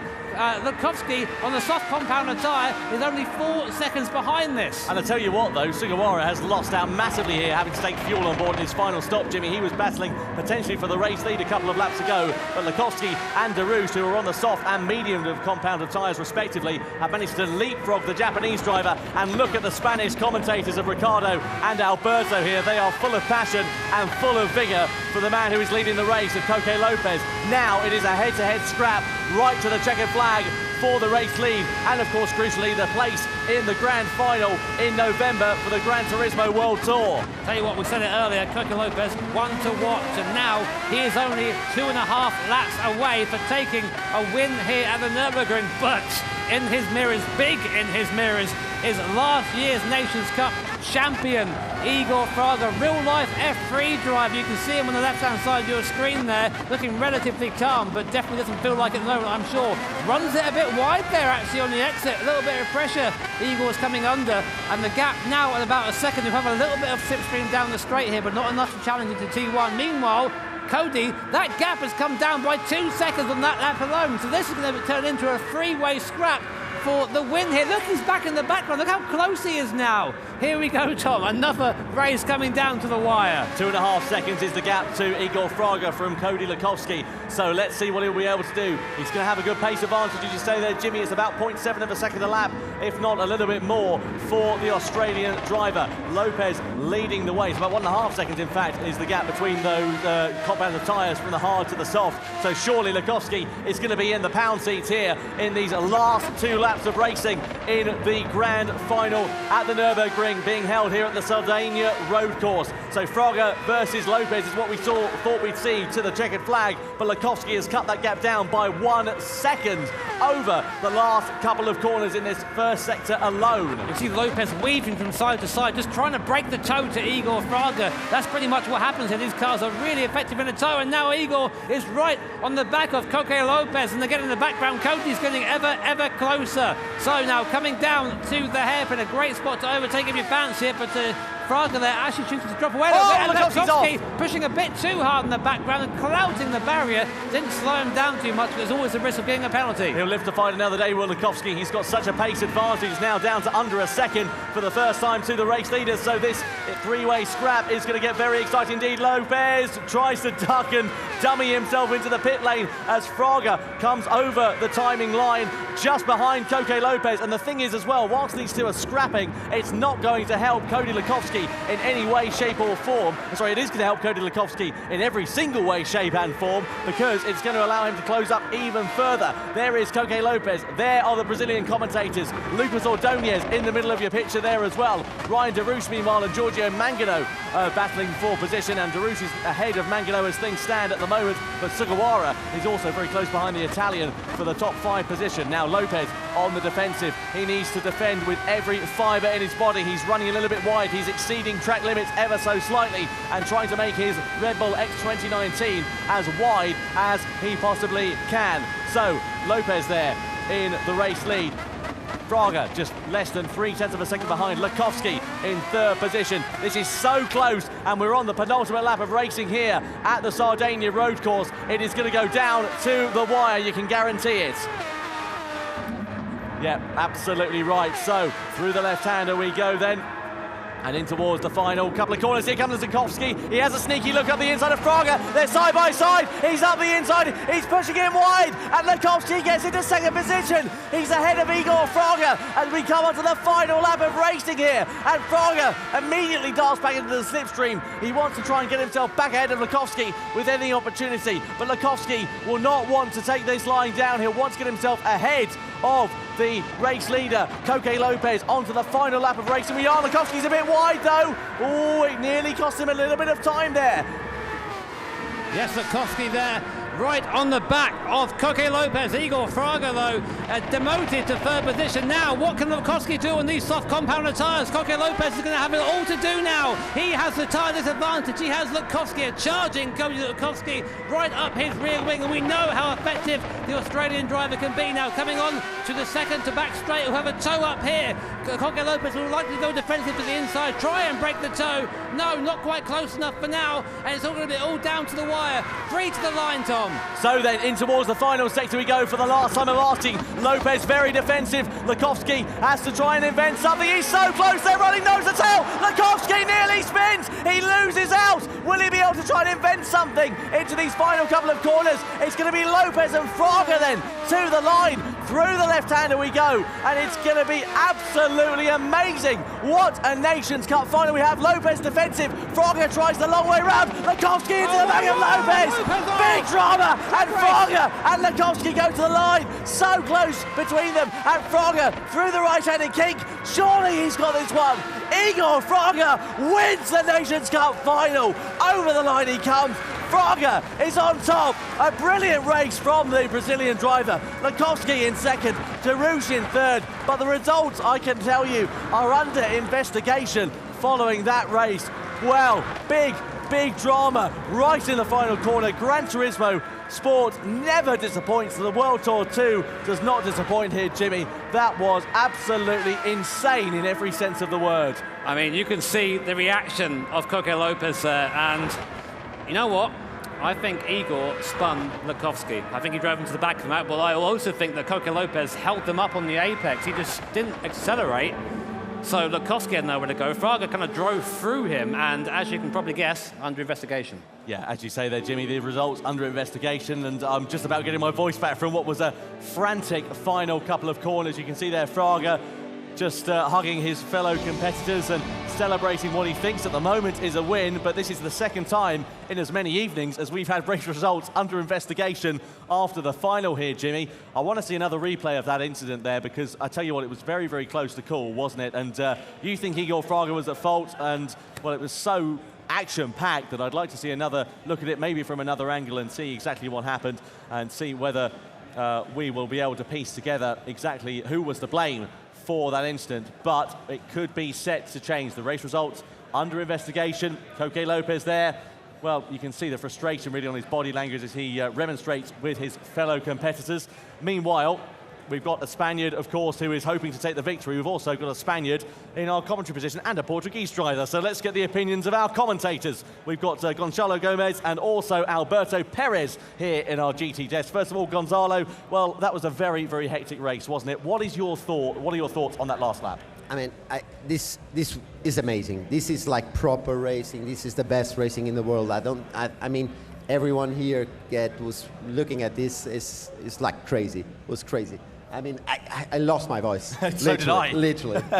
I know that Alberto is not very happy because the Coque lost the race on the last lap. But I mean, this is racing. Rubbing is racing. So what do you think, it Alberto? is what it is. Well, this is part of the show, of course. But we watch, no? Really good strategy of Coque, making a lot of risky moments. And then Latkowski, again, make that polemic movements. And we have to see, I'm waiting for the Marshal. I don't know if they are working on this. But of course, I don't think that's something good for Spain and of course for the sim racing. Race results under investigation. Speaking of race results, let's take a look at some replays as we can see Coque Lopez just remonstrating here with Cody Latkowski. So let's piece together what happened then. This is some highlights on the final race here, Jimmy. The opening lap, it was all very frantic. Yeah, pretty much. Coque Lopez showing his intentions very early on there, getting up into second position. And you see how close it was there. Actually, we've now skipped the end of the race. Coque Lopez coming out of the pit lane ahead of Igor Fraga. Better strategy call there for the Spaniard. And it all kind of closed up. Latkowski got very close, kind of forced his way by Igor. A little bit of a robust move, if you ask me. And that, of course, then put Cody up into second position on the better tyre. Then Coque Lopez, it was incredibly slow. He actually touched the wall. That's why he was so slow. And I'm not sure if Igor hit him round or if Latkowski got that on throttle. Now I look at it again, it looks like Cody did that on his own. Here we are. Here's the last corner, the one's in the contention right now. Lopez on the inside, yep. So Latkowski, that's got to be a penalty. He drove in the back of him. What's your view on that then, Gonzalo? Well, that's two different situations. First was the little touch that Igor had with Latkowski, but that was because Coque was too slow. So Latkowski had to brake when you normally are on the power. So I mean, that's totally just a racing incident. On the second one with Latkowski and Coque, I mean, it's such a difficult one that I will leave it with the marshals and our race director. Get off the fence, come on, to be man. honest, it's not on my side. We have a win to Brazil, so I'll leave Alberto to deal with that. Alberto, your thoughts on that incident, just having a quick look at it again very quickly. Well, let me say just this. Congratulations to all the players because they make a big show today, incredible technical show. And of course, congratulations to Coque, to the Spanish driver, to Chiles, of course, to Latkowski again, and Igor Fraga. It's amazing guy.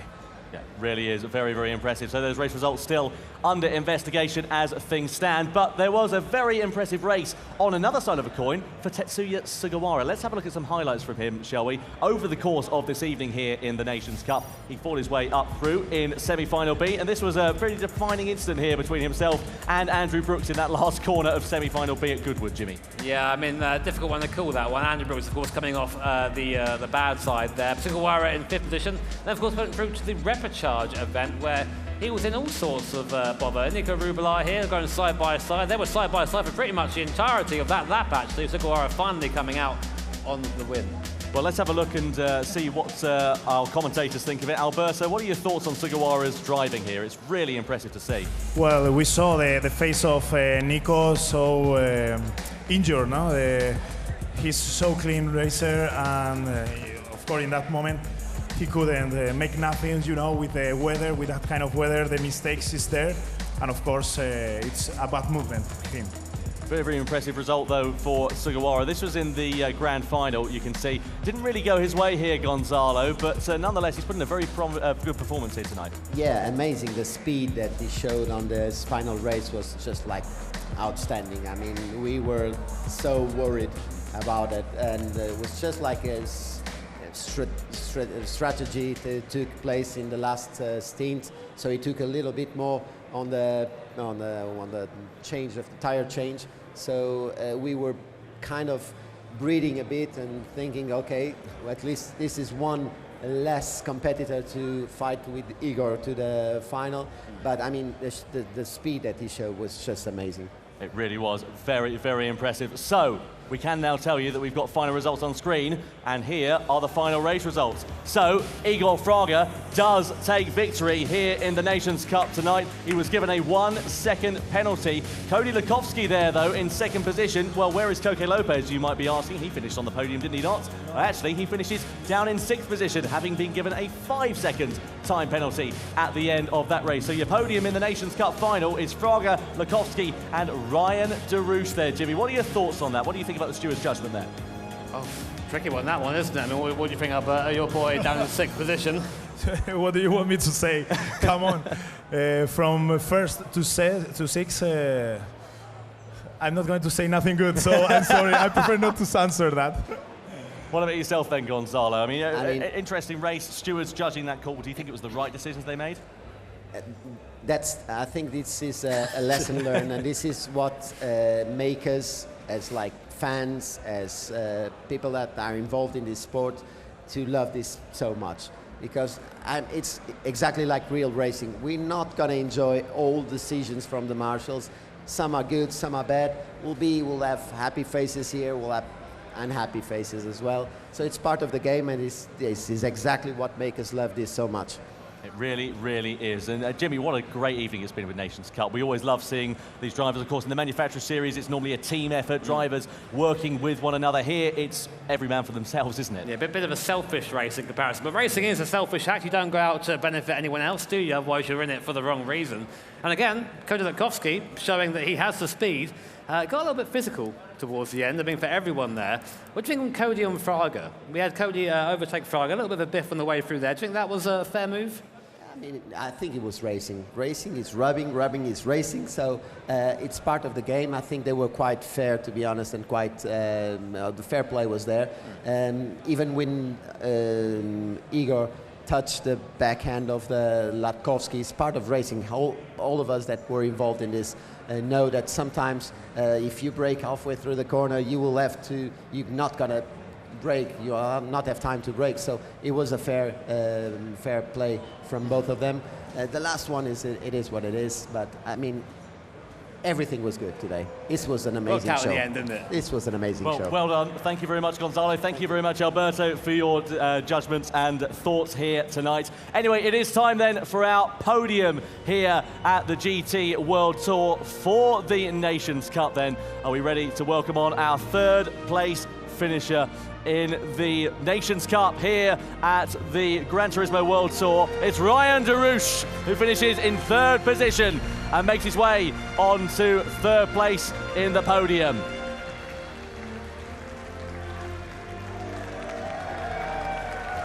In second position, it is the Australian Cody Lukovsky.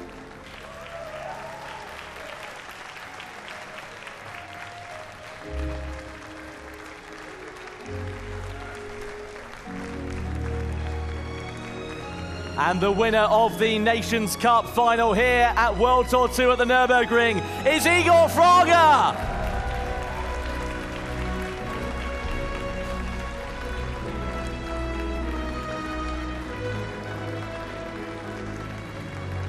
Ladies and gentlemen, please be upstanding for the national anthem of Brazil.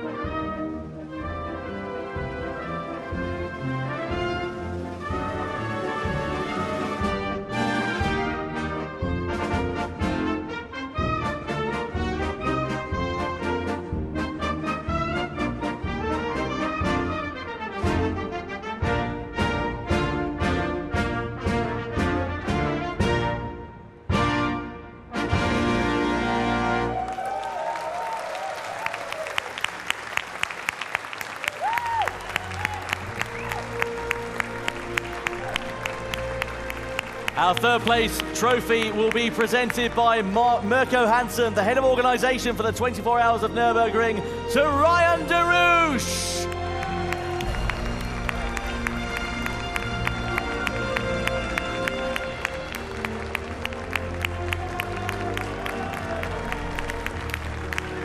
Our second place trophy is presented to Cody Lukowski by Dr. Hans Gerd Ernser, Vice President of the DMSB.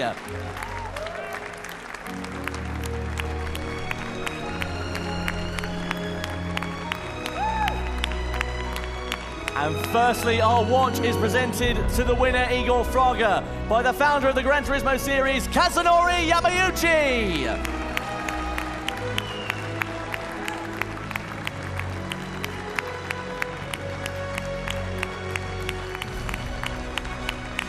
And now the trophy presented to our race winner, Igor Fraga by Kazunori Yamauchi.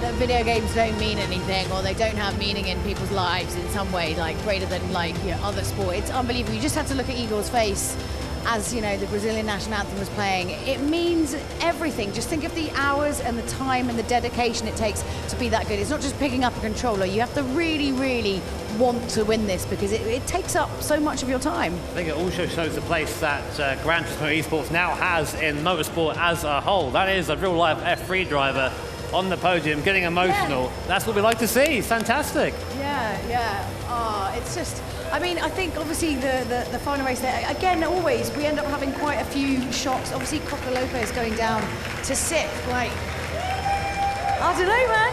That's pretty brutal. He was so far ahead.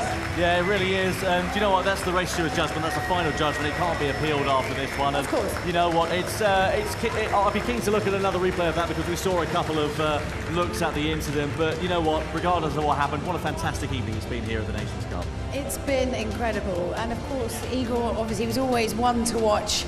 We've had our eyes. He's on his way over right now. Let's talk to the man himself. He's actually struggling to carry all of the things that he's won. I can carry the watch for you. We'll take the watch. Thanks. Watches for everyone. Igor, how do you feel? I'm feeling great. During the race, it was not a perfect race, to be honest, for me.